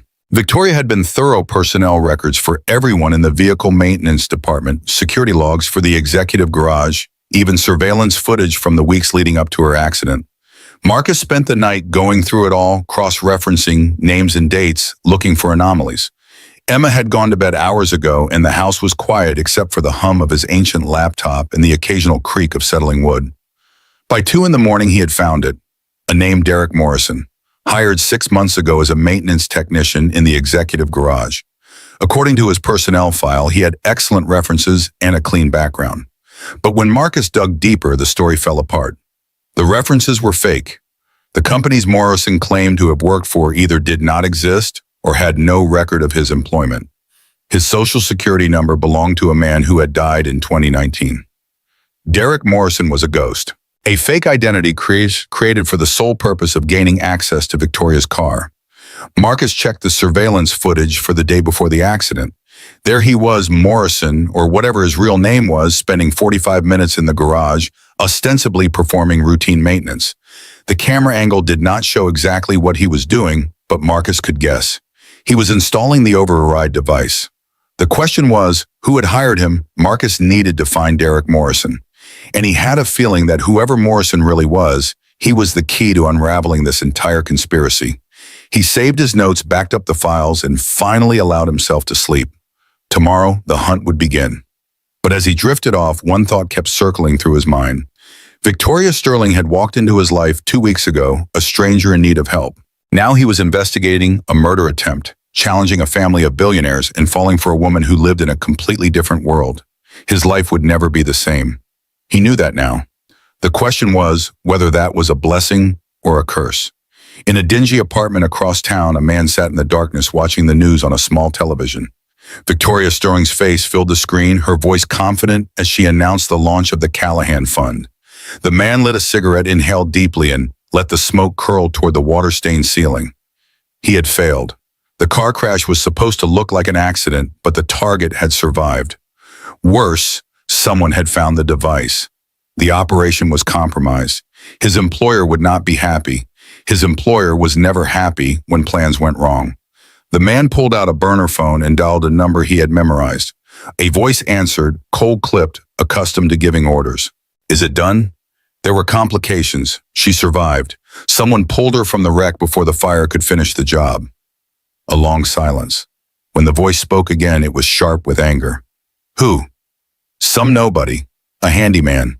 He found the device too." "Then we have a problem." "What do you want me to do?" Another silence, longer this time. The man could almost hear the calculations being made, the risks being weighed. "Nothing for now. Let the situation develop. If the handyman becomes a problem, I know what to do." "Good. Stay close. This isn't over." The line went dead. The man crushed out his cigarette and turned back to the television. Victoria Sterling was smiling now, standing next to a tall man with calloused hands and honest eyes. The handyman. He memorized the face, filed it away for future reference. Marcus Callahan, former Navy, single father, a man with nothing to lose and everything to protect. If it came to it, the handyman would be dealt with. But for now, he would watch and wait and be ready when the call came. Because in this business, the call always came. And when it did, Marcus Callahan would learn that some problems could not be solved with wrenches and wire cutters. Some problems required more permanent solutions. The morning after his late-night research session, Marcus woke to the smell of coffee and the sound of Emma singing in the kitchen. It was a sound he had not heard in months, his daughter's voice clear and sweet, rising and falling with a pop song from the radio. He lay in bed for a moment, savoring it. This was what mattered. This was why he kept fighting. Not for money or recognition or revenge, but for moments like this one, ordinary, precious, irreplaceable. Then his phone buzzed, a text from Victoria. "Found something. Can you meet me at the office noon?" Marcus hauled himself out of bed, showered and dressed in clean jeans and a button-down shirt. Emma looked up from her cereal as he entered the kitchen. "You look nice, Dad. Hot date." He raised an eyebrow. Where did you learn to talk like that? School, also YouTube. She grinned, showing off the braces she had gotten last month. Is it with Victoria? It's not a date. It's work. Uh-huh. The skepticism in her voice was pure preteen attitude. Marcus kissed the top of her head. Be good at school. I'll pick you up at 3. He drove to Sterling Industries headquarters, a sleek tower of glass and steel in downtown Portland. The lobby was all marble floors and abstract art, the kind of corporate opulence designed to intimidate visitors. Marcus felt the weight of it as he approached the reception desk, acutely aware of his work boots and calloused hands. Marcus Callahan here to see Victoria Sterling. The receptionist, a young woman with a practiced smile, typed something into her computer. One moment, please. A pause. Ms. Sterling is expecting you. Take the private elevator to the 40th floor. The private elevator, of course. The ride up was smooth and silent, the kind of elevator that costs more than most people's houses. When the doors opened, Victoria was waiting. She looked tired, Marcus noticed. Dark circles under her eyes, tension in her shoulders. But she smiled when she saw him, and some of that tension seemed to ease. Thank you for coming. You said you found something. She led him through a series of offices, glass walls, modern furniture, employees who glanced up curiously as they passed until they reached a conference room. Inside, a small team of people sat around a table covered with documents and laptops. My private security team, Victoria explained. After you sent me your findings last night, I asked them to dig deeper. She nodded to a woman at the head of the table, mid-40s, sharp-eyed with the bearing of someone who had seen combat. Rachel Chen, head of corporate security. Rachel, tell Marcus what you found. Rachel stood and pulled up a series of images on a wall-mounted screen. Derek Morrison, real name Michael Torres, former military contractor specializing in electronic warfare and vehicle modification. He's been linked to 3 other accidents over the past decade, wealthy targets, all ruled accidental or unsolved. Marcus studied the face on the screen. It was the man he had seen leaving the building yesterday, the one with the furtive movements and the unmarked van. He's a professional. The best money can buy. Rachel clicked to another slide, a web of financial transactions highlighted and annotated. We traced the payments for his recent work. They came from a shell company in the Caymans, but we managed to follow the trail back to its source. She clicked again. A name appeared on the screen, Sterling Family Trust. Marcus looked at Victoria. Her face had gone pale, but her jaw was set with determination. The trust is controlled by Eleanor, she said quietly. She has sole authority over disbursements. So your stepmother hired a professional killer to murder you. It looks that way. The words hung in the air, heavy with implications. Marcus had suspected Richard, but Eleanor, the elegant socialite with the diamonds, in the disdain, Eleanor was the mastermind. What do you want to do? Victoria was silent for a long moment. When she spoke, her voice was steady, but Marcus could hear the pain underneath. I want to destroy her. I want to take everything she has, her money, her status, her son's precious shares of my company, and leave her with nothing. I want her to know what it feels like to lose everything. She turned to face him. But first, I want to know why. I want to look her in the eye and ask her why she hated me enough to try to kill me. Marcus nodded slowly. Then that's what we'll do. Victoria reached out and took his hand. Together. Together. The meeting with Eleanor was arranged for the following evening at the Sterling estate. This time Marcus knew what he was walking into. This time he was prepared. He spent the day gathering evidence, working with Rachel Chen to build an airtight case. Financial records, surveillance footage, Torres's history, everything was documented, copied, secured in multiple locations. If anything happened to him or Victoria, the truth would come out. Emma sensed something was wrong when he picked her up from school. Dad, are you okay? You look serious. I'm fine, sweetheart. Just dealing with some grown-up stuff. Is it about Victoria? He hesitated. Emma was 12 years old enough to notice things, young enough that he wanted to protect her from the uglier parts of the world. Yeah, it's about Victoria, but it's going to be okay, I promise. Emma studied him with those sharp blue eyes, Sarah's eyes. He thought Sarah's insight packed into a 12-year-old package. I like her dad, Victoria. I think she's good for you. You do. You smile more when she's around, and you stop drinking coffee like it was medicine. Marcus blinked. He had not realized his daughter had been watching so closely. When did you get so observant? I've always been observant. You just didn't notice because you were too busy worrying about everything. She grinned. It's okay, Dad. I forgive you. He pulled her into a hug, holding on tight. This was his priority. This girl, this life, this future. Everything else was just details. I love you, Emma. I love you too, Dad. Now can we get pizza? I'm starving. That evening, Marcus and Victoria drove to the Sterling estate together. The sun was setting, painting the sky in shades of orange and pink, and for a moment the world seemed almost peaceful. Victoria was quiet, her hands clasped tightly in her lap.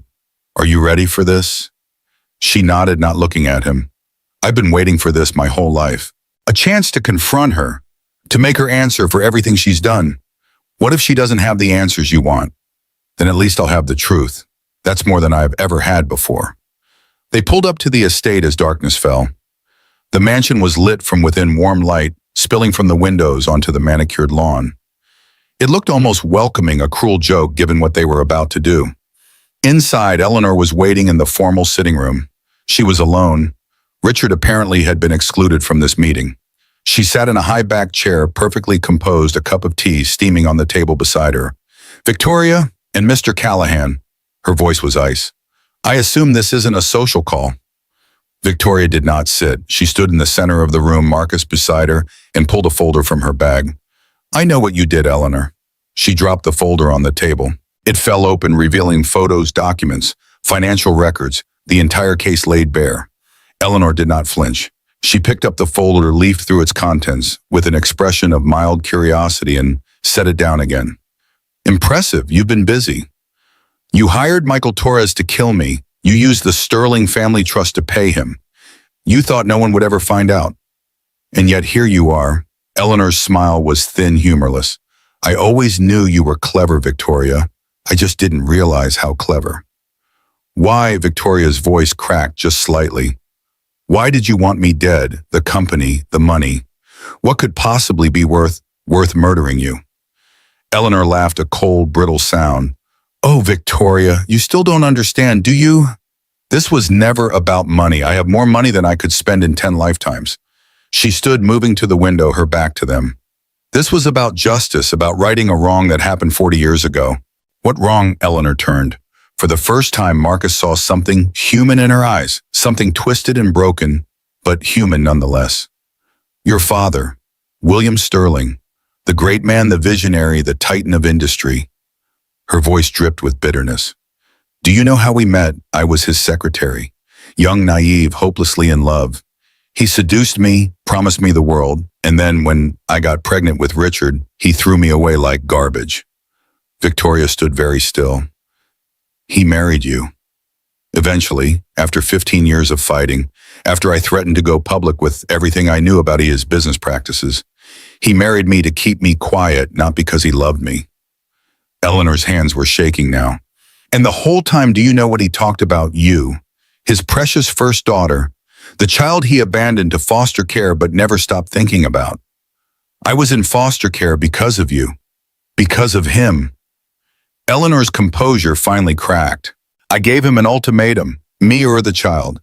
He chose me, but he never forgave himself for it, and he never forgave me. Every day of our marriage, I saw it in his eyes, the regret, the longing, the wish that you were there instead of me.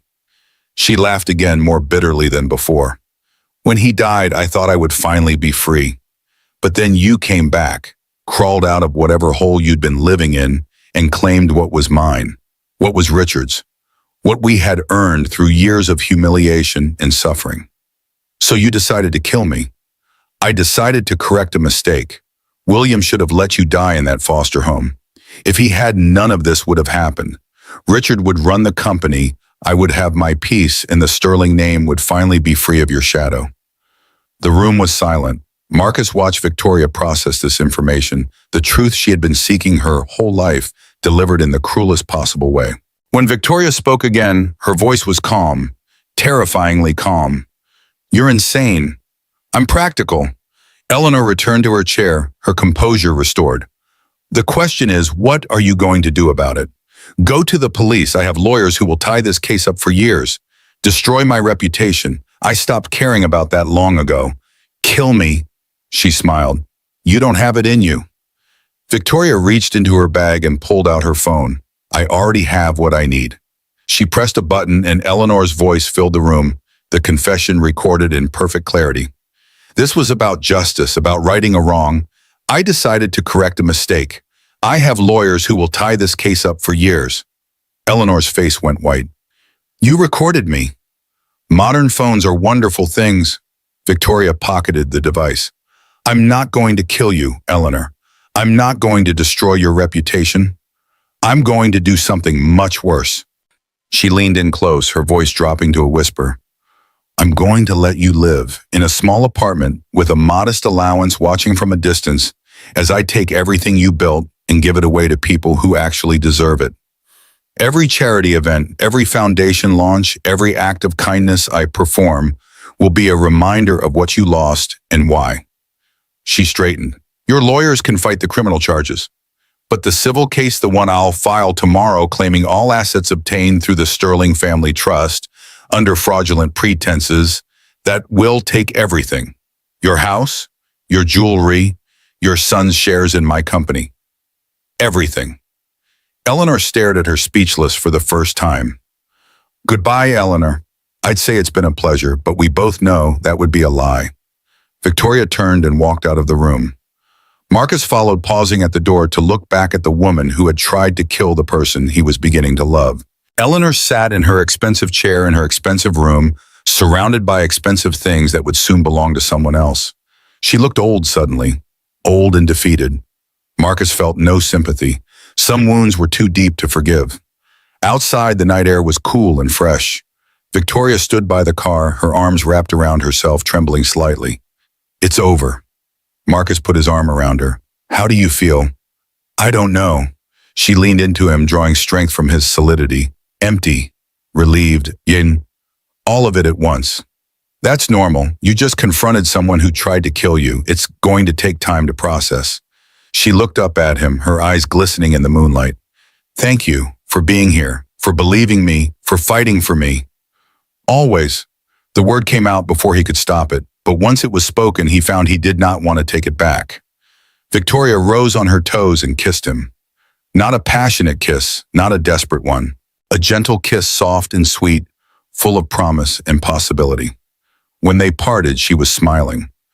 Take me home, Marcus Callahan. He opened the car door for her. Which home? Yours. She slid into the seat. If that's okay. Marcus walked around to the driver's side, his heart hammering in his chest. He thought about Sarah, about the promise he had made. Don't close off your heart. You deserve to be happy. Yeah, he said as he started the engine. That's okay. They drove through the night, leaving the Sterling estate and everything it represented behind them. Ahead lay an uncertain future, legal battles, media attention, the long, slow process of building something new from the ashes of the old. But for the first time in 3 years, Marcus Callahan was not afraid of the future. He was looking forward to it, because somewhere along the way, without quite knowing how it happened, he had found his way back to life, and he was not alone anymore. The weeks following Eleanor's confession passed in a blur of legal proceedings and media attention. Victoria's lawyers moved swiftly, filing civil suits that froze the Sterling Family Trust assets and initiated proceedings to strip Richard of his minority shares. The criminal case against Eleanor was slower, tangled in the web of high-priced attorneys she had predicted, but the recording Victoria had made proved difficult to dismiss. Marcus found himself caught in the crossfire of a world he had never asked to enter. Reporters camped outside his house, shouting questions whenever he emerged. His phone rang constantly, with calls from journalists, talk show producers, and literary agents who wanted to tell his story. He ignored them all, focusing instead on what mattered: Emma, his work, and the woman who had become an unexpected anchor in his life. Victoria stayed at his house more often than not. She slept in his bed while he took the couch, maintaining a boundary that neither of them was quite ready to cross. But the intimacy between them grew in other ways: shared meals, long conversations, quiet evenings watching Emma do her homework, while the television murmured in the background. 1 month after the confrontation at the Sterling estate, the Callahan Fund held its official launch. The Portland Convention Center blazed with light. Press crowded the hallways, cameras and microphones bristling like weapons. Marcus stood backstage feeling impossibly out of place in a suit that Victoria had insisted on buying him. The fabric was soft, expensive, nothing like the worn wool of his father's suit that he had worn to Eleanor's house. He tugged at the collar, trying to find room to breathe. Emma sat beside him, pretty in a blue dress that matched her eyes, her legs swinging with barely contained excitement. "Dad, are you nervous?" Marcus managed a tight smile. "What gave it away?" "Your face looks like you're about to throw up." She grinned, showing off her braces. "Don't worry, you're going to be great." A production assistant rushed toward them, tablet in hand, headset askew. "Mr. Callahan, you're on stage in 5 minutes." Marcus felt his stomach drop. "I thought I was just attending." "Miss Sterling wants you to speak." The assistant was already moving away. "She didn't tell you." Marcus took a deep breath, then another. 20 years in the Navy, 2 combat deployments. Sarah's funeral, where he had somehow found words to say goodbye to the love of his life. He could do this. He had to do this. The auditorium lights dimmed, music swelled, the crowd fell silent with the anticipation of people who had paid good money to be impressed. Victoria stepped onto the stage, commanding and beautiful, in a black dress that probably cost more than his truck. But when she spoke, her voice carried a warmth that had been absent in their first encounters. "Thank you all for being here tonight. We're launching something special, something deeply personal to me. The Callahan Fund." Applause rolled through the hall like thunder. "This fund exists because of one man, a man who saved my life without asking for anything in return. A man who reminded me that true strength isn't measured by wealth or power, but by character." She turned toward the wings, her gaze finding his in the darkness. "Marcus Callahan, please join me." His legs felt wooden as he walked onto the stage. The lights were blinding hot, turning the audience into a sea of shadows. He could feel hundreds of eyes on him, weighing him, judging him. Victoria handed him the microphone, her fingers brushing his. "Speak from the heart," she whispered. Marcus looked out at the crowd. Somewhere in that darkness, Emma was watching, believing in him, counting on him. He cleared his throat. "I'm not much for speeches." His voice came out rough, uncertain. "I fix things for a living. Pipes, wires, engines. That's what I know. That's what I'm good at." He paused, gathering himself. "But being a single father taught me something important. You don't need money to be rich. You need people who believe in you. You need moments that remind you why you keep going." He glanced at Victoria, drawing strength from her steady presence. "The night I pulled Ms. Sterling from that burning car, I wasn't thinking about recognition or reward. I was thinking about my daughter waiting for me at home, about the promise I made to my wife before she died, that I would always do the right thing no matter how hard it got." The audience was silent, hanging on every word. "The Callahan Fund isn't about me. It's about every parent who works 2 jobs and still can't make rent. Every father who stays up all night worrying about how to pay for braces or birthday parties. Every mother who skips meals so her kids can eat." His voice grew stronger, more confident. "You matter. Your struggles matter. And now, thanks to Victoria Sterling, you have support. Real support, not charity dignity." The room exploded in applause. People rose to their feet, clapping and cheering. Marcus stood frozen, overwhelmed by a feeling he couldn't name. Victoria took his hand, squeezing tightly. "Perfect," she murmured. After the ceremony, they found a quiet moment in a corridor behind the main hall. The sounds of the reception, clinking glasses, polite laughter, the murmur of expensive small talk filtered through the walls. Victoria leaned against him, her head on his shoulder. "You were amazing out there." "I was terrified. That's what made it real." She looked up at him, her eyes soft in the dim light. "Most people in that room have never been terrified of anything except losing money. You reminded them that there are things more important than their portfolios." Marcus stroked her hair, marveling at how natural this felt. A month ago, she had been a stranger bleeding in his truck. Now she was the first person he thought about when he woke up and the last person on his mind before sleep. "I have something for you," Victoria said, reaching into her clutch. She pulled out a small velvet box. Marcus's heart stuttered. "Victoria, open it." Inside was a pen, elegant silver engraved with words that made his throat tighten, "For the man who cannot be bought." "I don't know what to say." "Say you'll keep fighting with me." She took his face in her hands. Say you'll help me build something that matters. He kissed her, then gentle and deep, pouring into it everything he couldn't find words for. When they parted, both were slightly breathless. I'll fight, he said, as long as you need me. The photographer who had been lurking nearby chose that moment to snap a picture.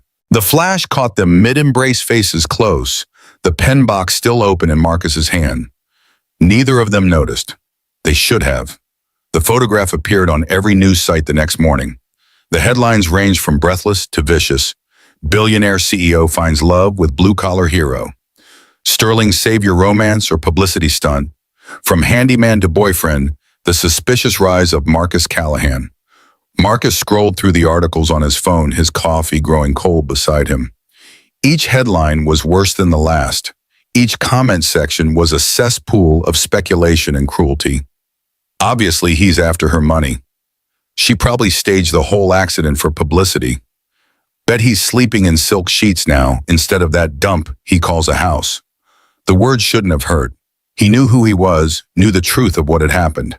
But seeing his character assassinated by strangers who had never met him, that left a mark. His phone buzzed. A text from Victoria. I'm handling it. Don't read the comments. Too late. At school, Emma faced her own ordeal. Marcus was in his truck waiting to pick her up when she came running across the parking lot. Her face was red, her eyes puffy from crying. She yanked open the door and threw herself into the seat, refusing to look at him. Emma, what happened? Nothing. Her voice was thick, trembling. Just drive. He drove. For 10 minutes, neither of them spoke. Finally, at a red light, Emma's composure cracked. They said you were a gold digger. The words came out in a rush mixed with sobs. They said Victoria paid you to pretend to save her. They said Mom would be ashamed of you. Marcus pulled over to the side of the road, his hands shaking on the wheel.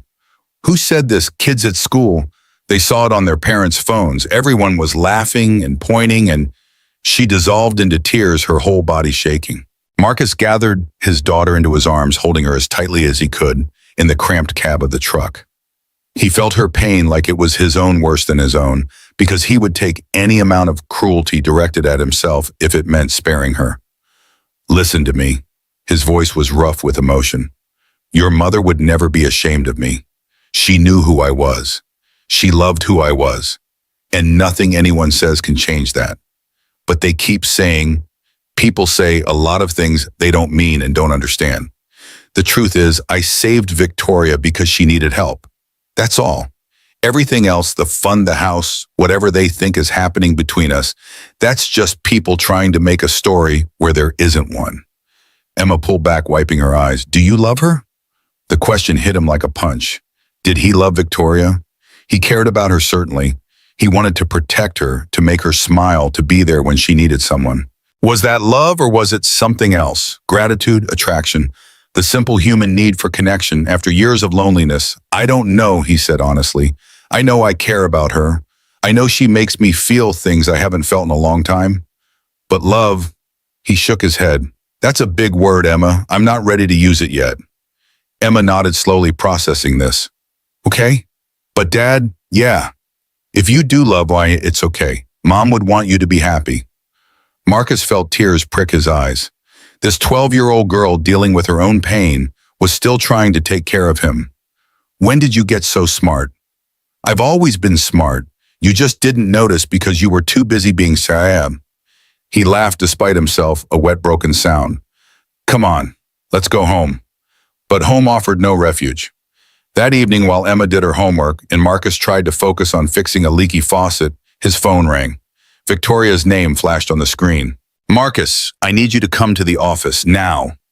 Her voice was tight, controlled, the way it got when she was trying not to fall apart. What's wrong? Richard, he's making a move.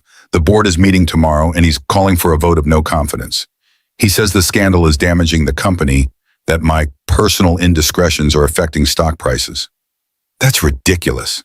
It doesn't matter if it's ridiculous. It matters if the board believes it. And right now, half of them are wavering. Marcus looked at Emma bent over her algebra textbook, her brow furrowed in concentration. He thought about what this fight was costing them, not just him, but his daughter who was paying a price she had never asked to pay. I'll be there in an hour. The Sterling Industries boardroom was a cathedral of corporate power, long mahogany table, leather chairs, floor-to-ceiling windows overlooking the Portland skyline. Victoria sat at the head of the table, flanked by lawyers and advisors, her face a mask of composure that Marcus recognized as barely controlled fury. Richard Sterling stood at the opposite end, smug and polished, enjoying his moment. "The facts are simple," Richard was saying. "In the past month, our stock has dropped 8%. Media coverage has shifted from our products to my sister's personal life, and the so-called hero she's parading around has become a liability rather than an asset." He gestured at a screen showing headlines, photos, the worst of the social media attacks. Marcus saw his own face staring back at him, twisted by unflattering angles and vicious captions. "The board has a responsibility to shareholders. If Victoria's judgment is compromised, my judgment is fine." Victoria's voice cut through the room like a blade. "The stock dropped because of the supply chain issues you created, Richard. The media coverage is a result of a failed assassination attempt that you may very well have been complicit in." The room went silent. "That's a serious accusation." Richard's smile didn't waver. "Do you have proof?" Mother confessed. "I have it on recording." "A recording that any competent lawyer will argue was obtained under duress and is therefore inadmissible." Richard shrugged. "Face it, Victoria. You're losing. The board is losing confidence. And your blue-collar boyfriend is making everything worse." Marcus stepped forward. He hadn't planned to speak, had planned to stay silent, let Victoria handle her own battles.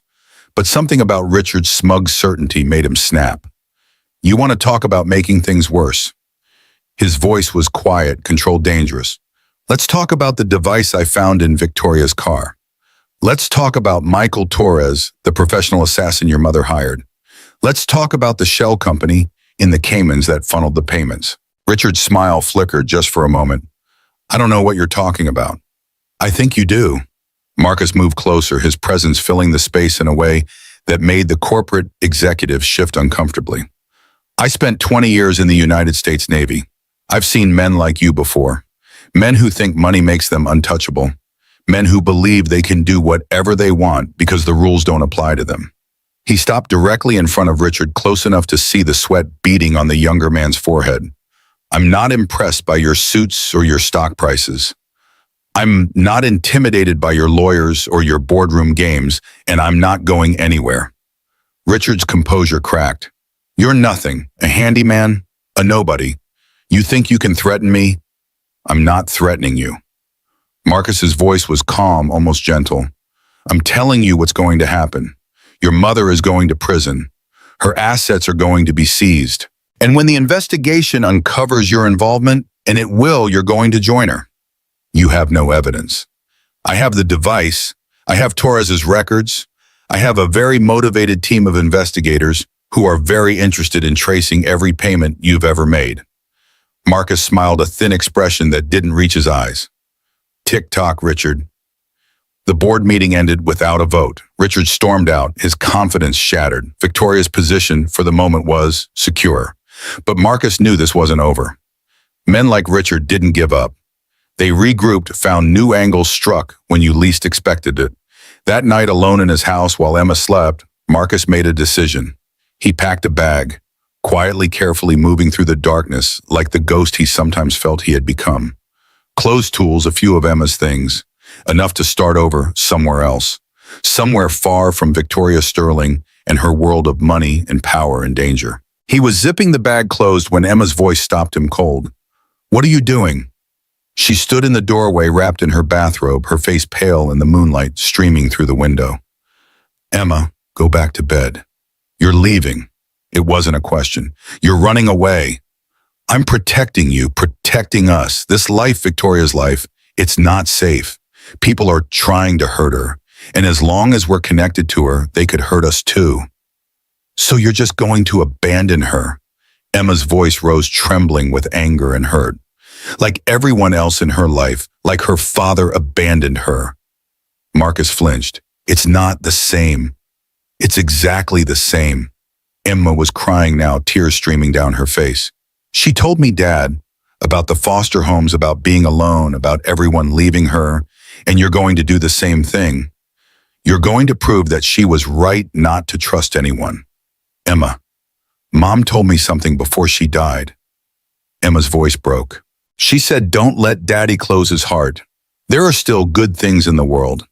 Victoria is a good thing, Dad, and you're closing your heart, just like Mom was afraid you would. Marcus dropped the bag. His legs gave out and he sank onto the edge of the bed, his head in his hands. I'm scared, he admitted.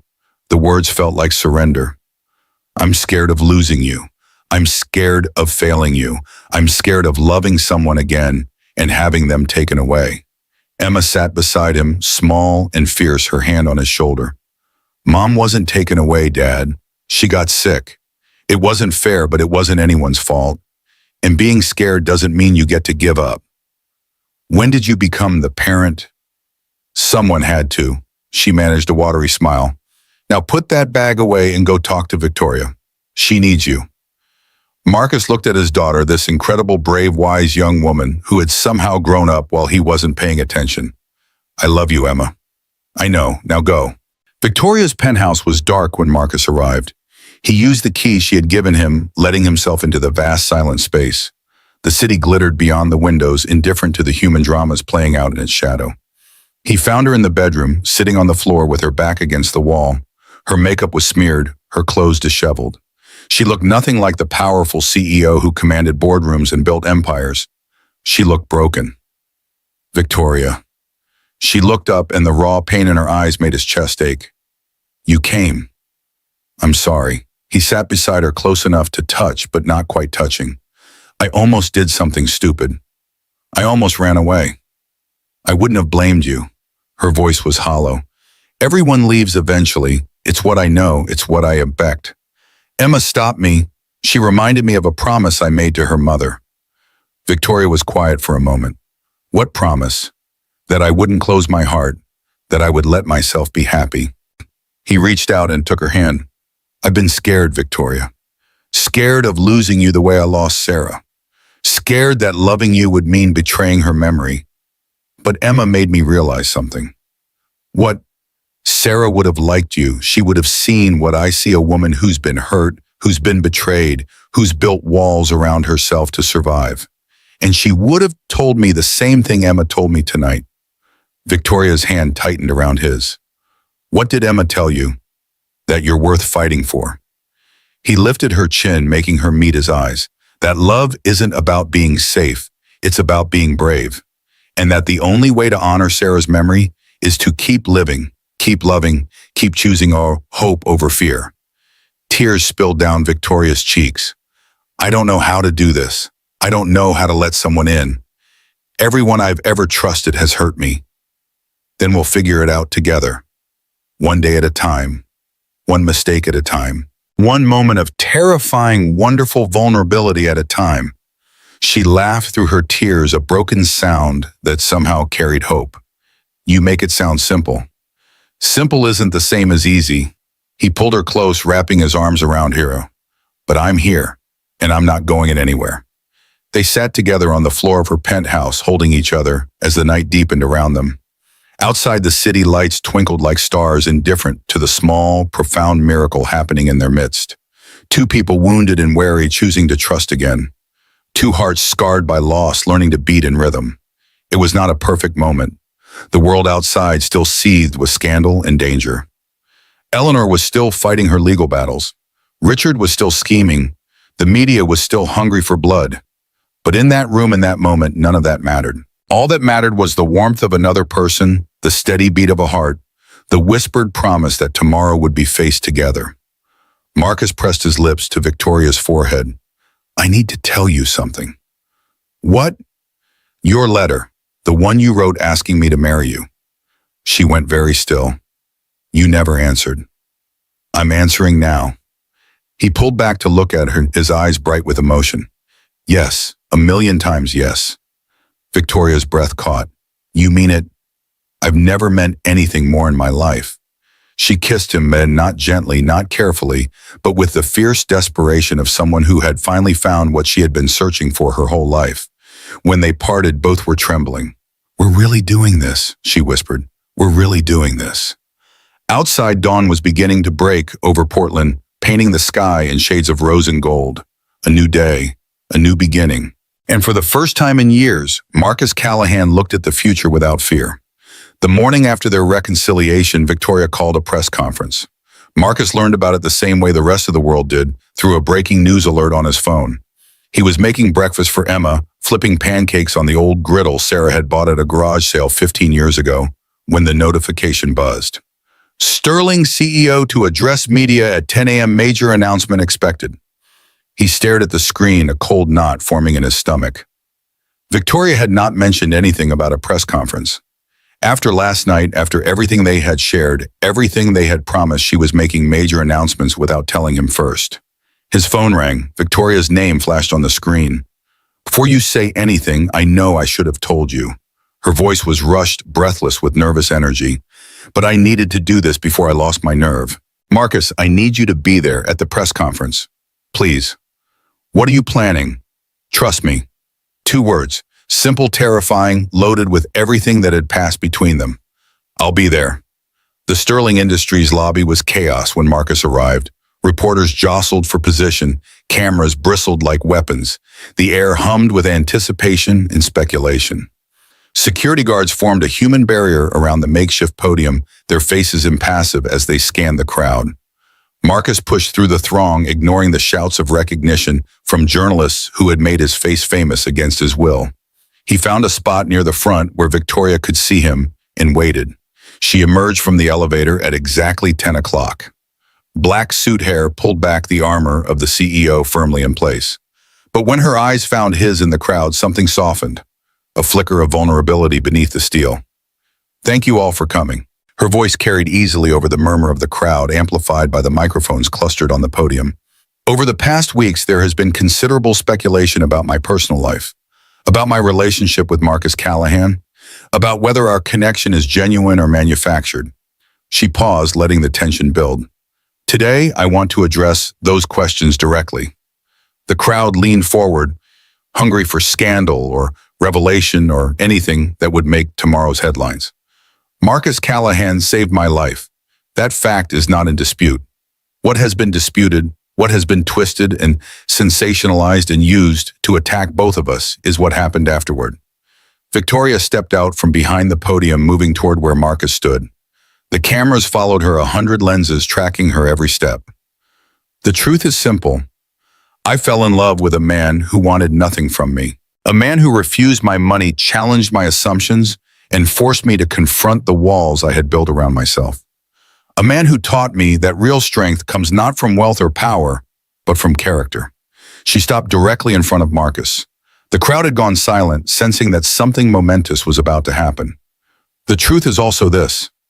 Victoria reached into her jacket pocket and pulled out a small velvet box. She opened it to reveal a simple gold band, unadorned, unpretentious. Then in front of every camera and every reporter and every skeptic who had questioned the authenticity of their relationship, Victoria Sterling dropped to one knee.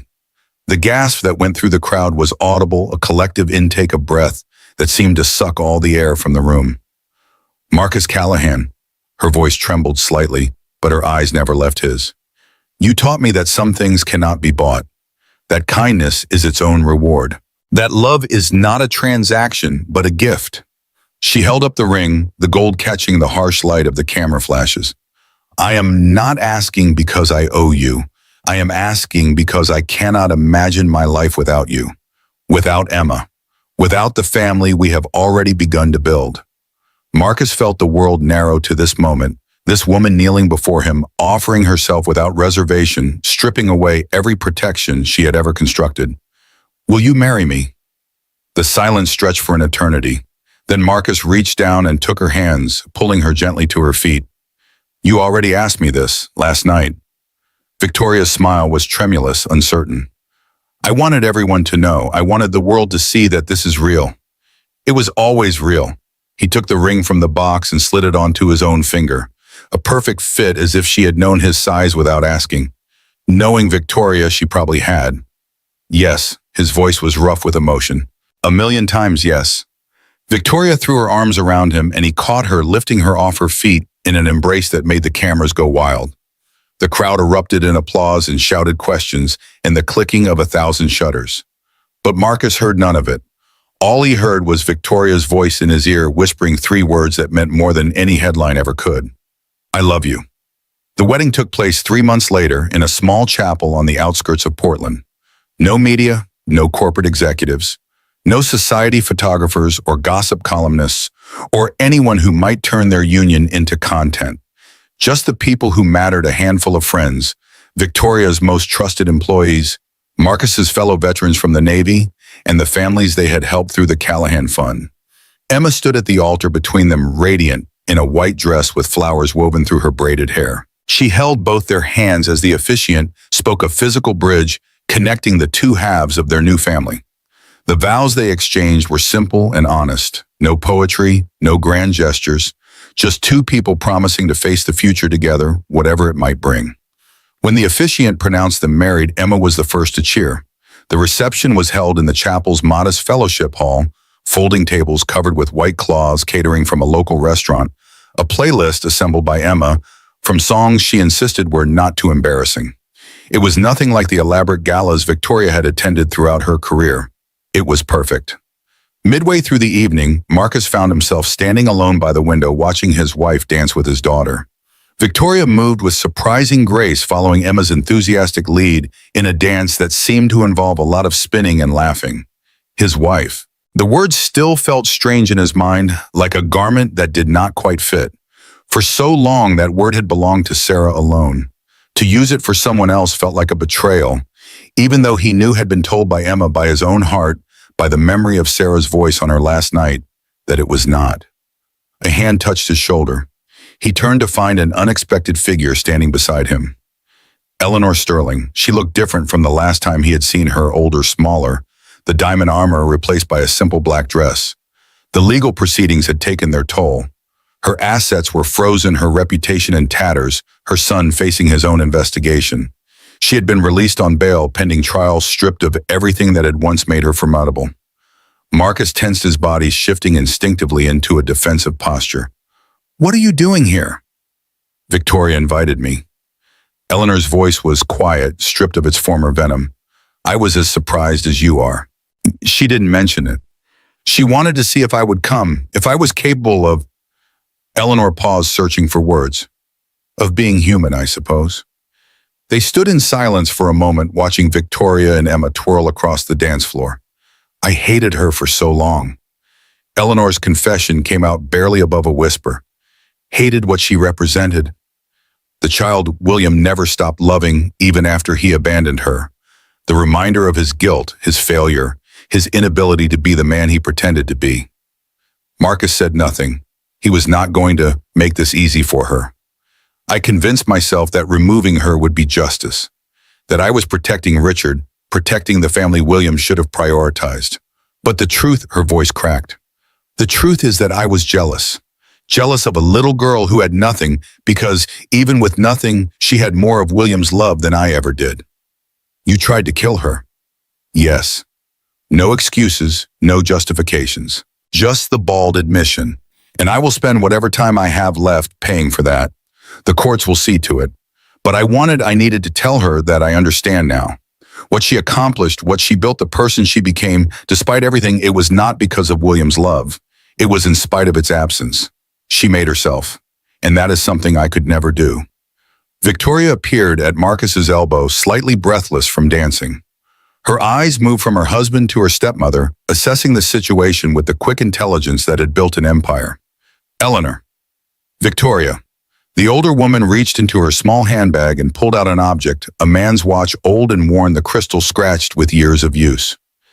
This belonged to William. He wore it every day until he died. I kept it because I thought, I don't know what I thought, that it meant something, that it connected me to him.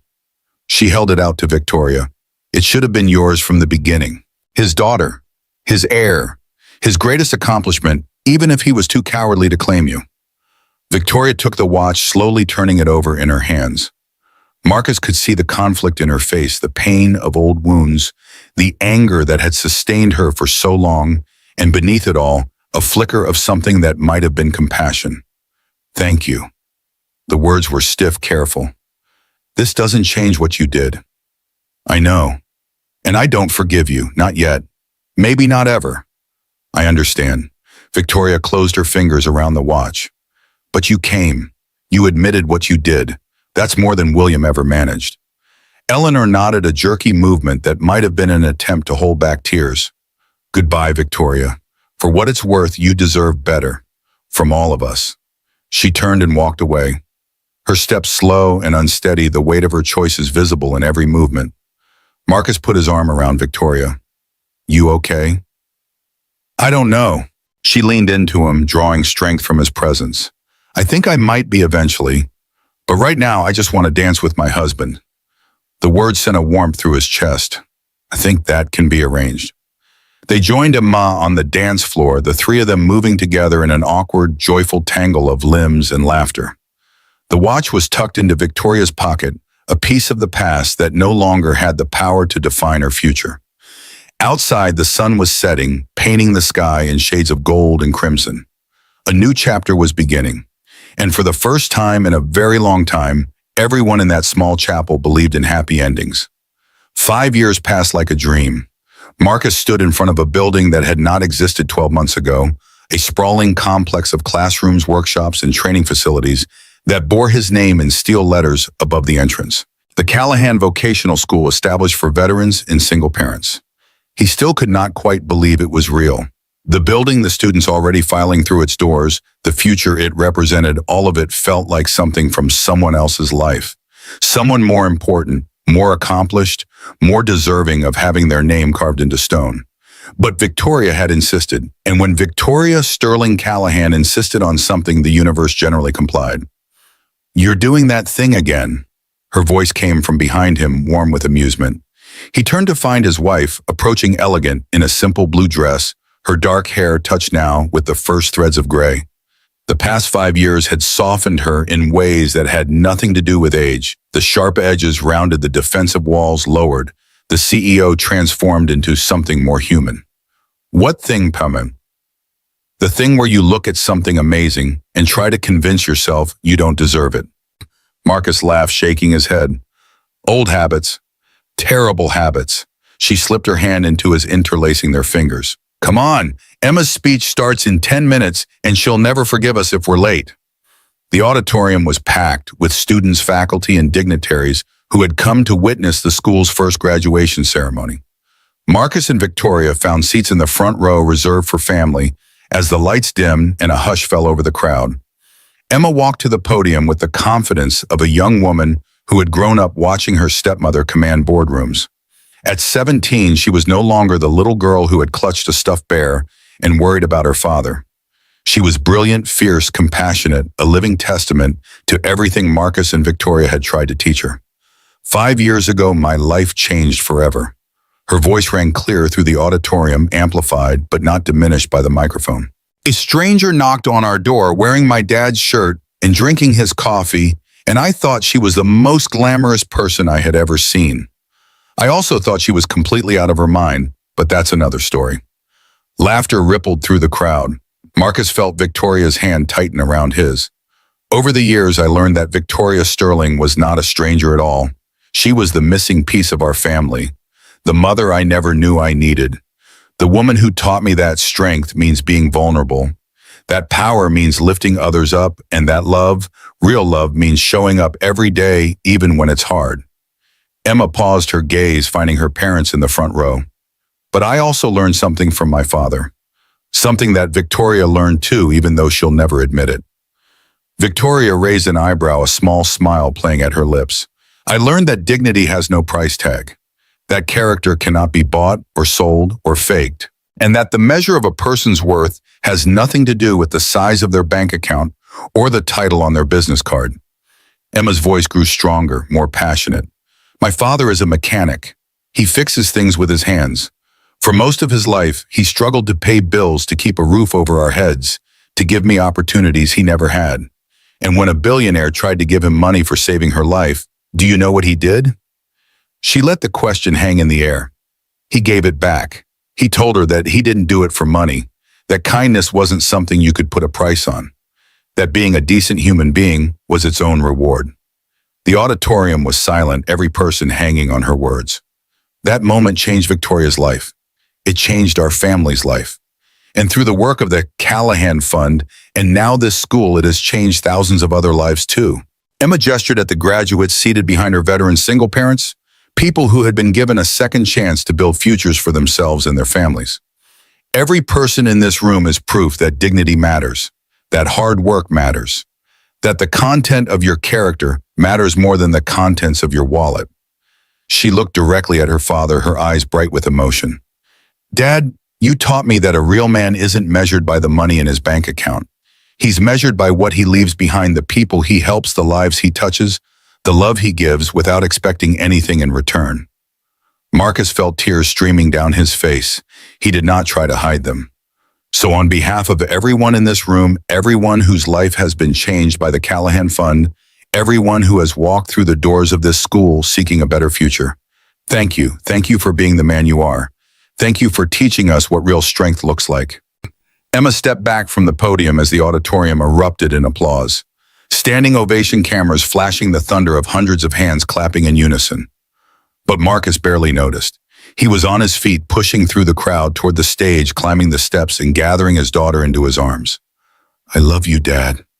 Her voice was muffled against his shoulder. I love you too, sweetheart. More than you'll ever know. Victoria joined them, wrapping her arms around both of them. For a long moment, the three of them stood together on that stage, a family forged from tragedy and rebuilt through love.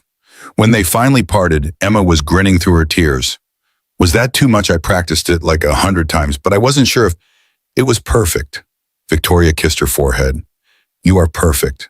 The reception afterward was a blur of handshakes and congratulations, of photographs and speeches, and the mingling of worlds that had once seemed impossibly far apart. Marcus found himself talking to a veteran who had come through the school's program, a single father who reminded him of himself, tired, proud, determined to give his children something better. You changed my life, Mr. Callahan. The man's handshake was firm, calloused with honest work. For this program, I didn't know how I was going to make it. Now I've got a job, my kids are in good schools, and I can look them in the eye without being ashamed. Marcus thought about all the nights he had lain awake wondering the same things. You did the hard work. I just opened a door. That door made all the difference. Later, as the crowd thinned and the caterers began cleaning up, Marcus stood outside the school with Victoria and Emma. The sun was setting, painting the building's windows in shades of gold and amber. This is your legacy, Victoria said softly, leaning against his shoulder. Not the fund, not the school, not the buildings with your name on them. This. She gestured at the graduates streaming out to waiting cars, the families reuniting, the future's beginning. The lives you changed, the hope you gave, that's what will last. Marcus shook his head. This was never about me. It was about people helping each other. That's all it's ever been. Emma linked her arm through his. You know what Mom used to say before she died? Marcus felt his throat tighten. Even after all these years, the mention of Sarah could still bring tears to his eyes. What? She said that good things happen to people who deserve them, and that sometimes those good things take a while to show up.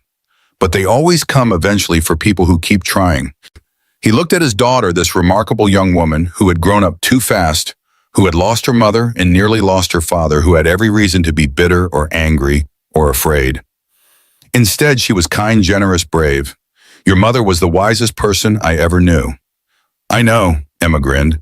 That's why I'm so smart. Got it from her. Victoria laughed, pulling them both close. Come on, you two, let's go home. Home, such a simple word carrying so much weight. Home was no longer the small house with peeling paint and a crooked fence. Though they still owned it, maintained it, visited it regularly, because Emma insisted on keeping her childhood bedroom exactly as it was. Home was wherever the three of them were together. They walked to Marcus's old truck, still running, still reliable, a testament to the care he had lavished on it over the years. Victoria could have bought him a fleet of luxury vehicles, but he refused. Some things were not about money. Some things were about history and meaning, and the memories embedded in every scratch and dent. As they drove through the Portland streets, the city lights beginning to flicker on against the darkening sky, Marcus thought about the journey that had brought them here. The storm, the crash, the woman in his shirt drinking his coffee. The battles fought and won, the walls torn down, the love that had grown in the most unlikely of circumstances. "What are you thinking about?" Victoria asked, her hand resting on his knee. "The night we met. How strange it was. How impossible it seemed that anything could come of it."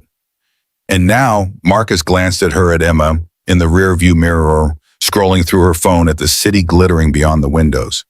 "Now I think that maybe nothing is impossible. Maybe the universe knows what it's doing, even when we can't see the plan." Victoria smiled, that soft expression that still made his heart skip after 5 years of marriage. "Getting philosophical in your old age. Getting grateful." He reached over and took her hand. "For you, for Emma, for this life I never expected and don't deserve." "You deserve everything, Marcus Callahan. When are you going to believe that? Maybe someday." He brought her hand to his lips, kissing her knuckles. "For now, I'll just keep working on it." They pulled up to the house they now shared, a modest craftsman in a quiet neighborhood, nothing like the Sterling estate or Victoria's old penthouse. It was Emma's choice, made when she was 12 years old, standing in front of 3 different properties and declaring that this one felt like a real home. She had been right, as she so often was. Inside, they shed their formal clothes and gathered in the kitchen, Marcus making dinner, Victoria setting the table, Emma regaling them with stories about her classmates and their reactions to her speech. The ordinariness of it all was its own kind of miracle. After dinner, they sat together on the back porch, watching the stars emerge in the darkening sky. The crickets sang their endless song. A neighbor's bike barked in the distance. The world continued its slow rotation, indifferent to the small dramas and triumphs of the people who walked its surface. "I've been thinking," Emma said, breaking the comfortable silence. Marcus and Victoria exchanged glances. When Emma announced she had been thinking, it usually preceded some ambitious plan or unconventional request. "About what? About the future. About what I want to do with my life." Victoria leaned forward, interested. "And what did you decide?" Emma took a deep breath. "I want to work with the Callahan Fund, after college, I mean. I want to help run it, expand it, make it bigger than it's ever been. I want to spend my life doing what you two have done, helping people who need it, giving them chances they never thought they'd have." Marcus felt his eyes sting with fresh tears. He had hoped, but never assumed, that Emma would carry on this work. The choice had to be hers. "Are you sure it's not glamorous work? It doesn't pay as well as what you could do with your skills. It's..." "Dad," Emma cut him off with a look that was pure Victoria. "I've watched you and Mom pour everything into this. I've seen what it does for people, how it changes their lives. Do you really think I want to spend my life chasing money when I could be doing something that matters?" Victoria reached across and took Emma's hand. "You can do both, you know. This work doesn't mean sacrificing your own dreams." "I know, but this is my dream." Emma's voice was firm, certain. "It has been ever since I understood what you were building. I just wasn't sure how to tell you." Marcus stood cross to his daughter and wrapped her in a hug that said everything words could not. "Your mother would be so proud of you." His voice was rough with emotion. "She used to talk about the kind of person she hoped you'd become. Kind, smart, passionate about helping others. She would look at you now and know that every sacrifice was worth it." Emma held on tight. "I miss her, Dad, even though I have Mom." She glanced at Victoria, who smiled through her own tears. "I still miss her sometimes." "Me too, sweetheart. Every day." They held each other as the stars wheeled overhead and the night deepened around them. A family built from fragments, from loss and love and second chances. Not perfect, never perfect, but real. And in the end, Marcus thought that was all that mattered. Not the money or the fame or the buildings bearing his name. Not the press coverage or the social media followers or the endless speculation about how a mechanic from Portland had married one of the wealthiest women in the Pacific Northwest. What mattered was this: Emma's arms around his neck, Victoria's hand in his. The home they had built together, brick by brick and day by day, from the ruins of their separate pasts. What mattered was love, stubborn, irrational, impossibly resilient love. "Okay," Emma said, finally pulling back with a watery laugh. "Enough emotional stuff. Can we watch a movie? Something funny? I'm tired of crying." Victoria wiped her eyes. I think we've earned a comedy. They went inside, piled onto the couch, and spent the next 2 hours laughing at something silly and familiar. Marcus sat between his wife and his daughter, arms around both of them, feeling the warmth of their bodies and the steady rhythm of their breathing. Outside, the night continued its quiet revolution. Stars rose and fell. The moon traced its ancient path across the sky. Somewhere in the city, people were struggling, suffering, hoping for a chance that might never come. But tomorrow, the Callahan Fund would open its doors again. Tomorrow, the Callahan Vocational School would welcome a new class of students. Tomorrow, the work of building a better world would continue. Marcus Callahan, who had once been just a mechanic with calloused hands and an empty bank account, would be part of that work. Not as a hero, not as a savior, but as a man who had learned that the greatest gift he could give was simply to show up day after day, choice after choice, and do his best to leave the world a little better than he found it. That was his legacy, not the buildings or the programs or the headlines, just the simple, stubborn, everyday practice of being kind. And in the end, that was enough. It was more than enough. It was everything.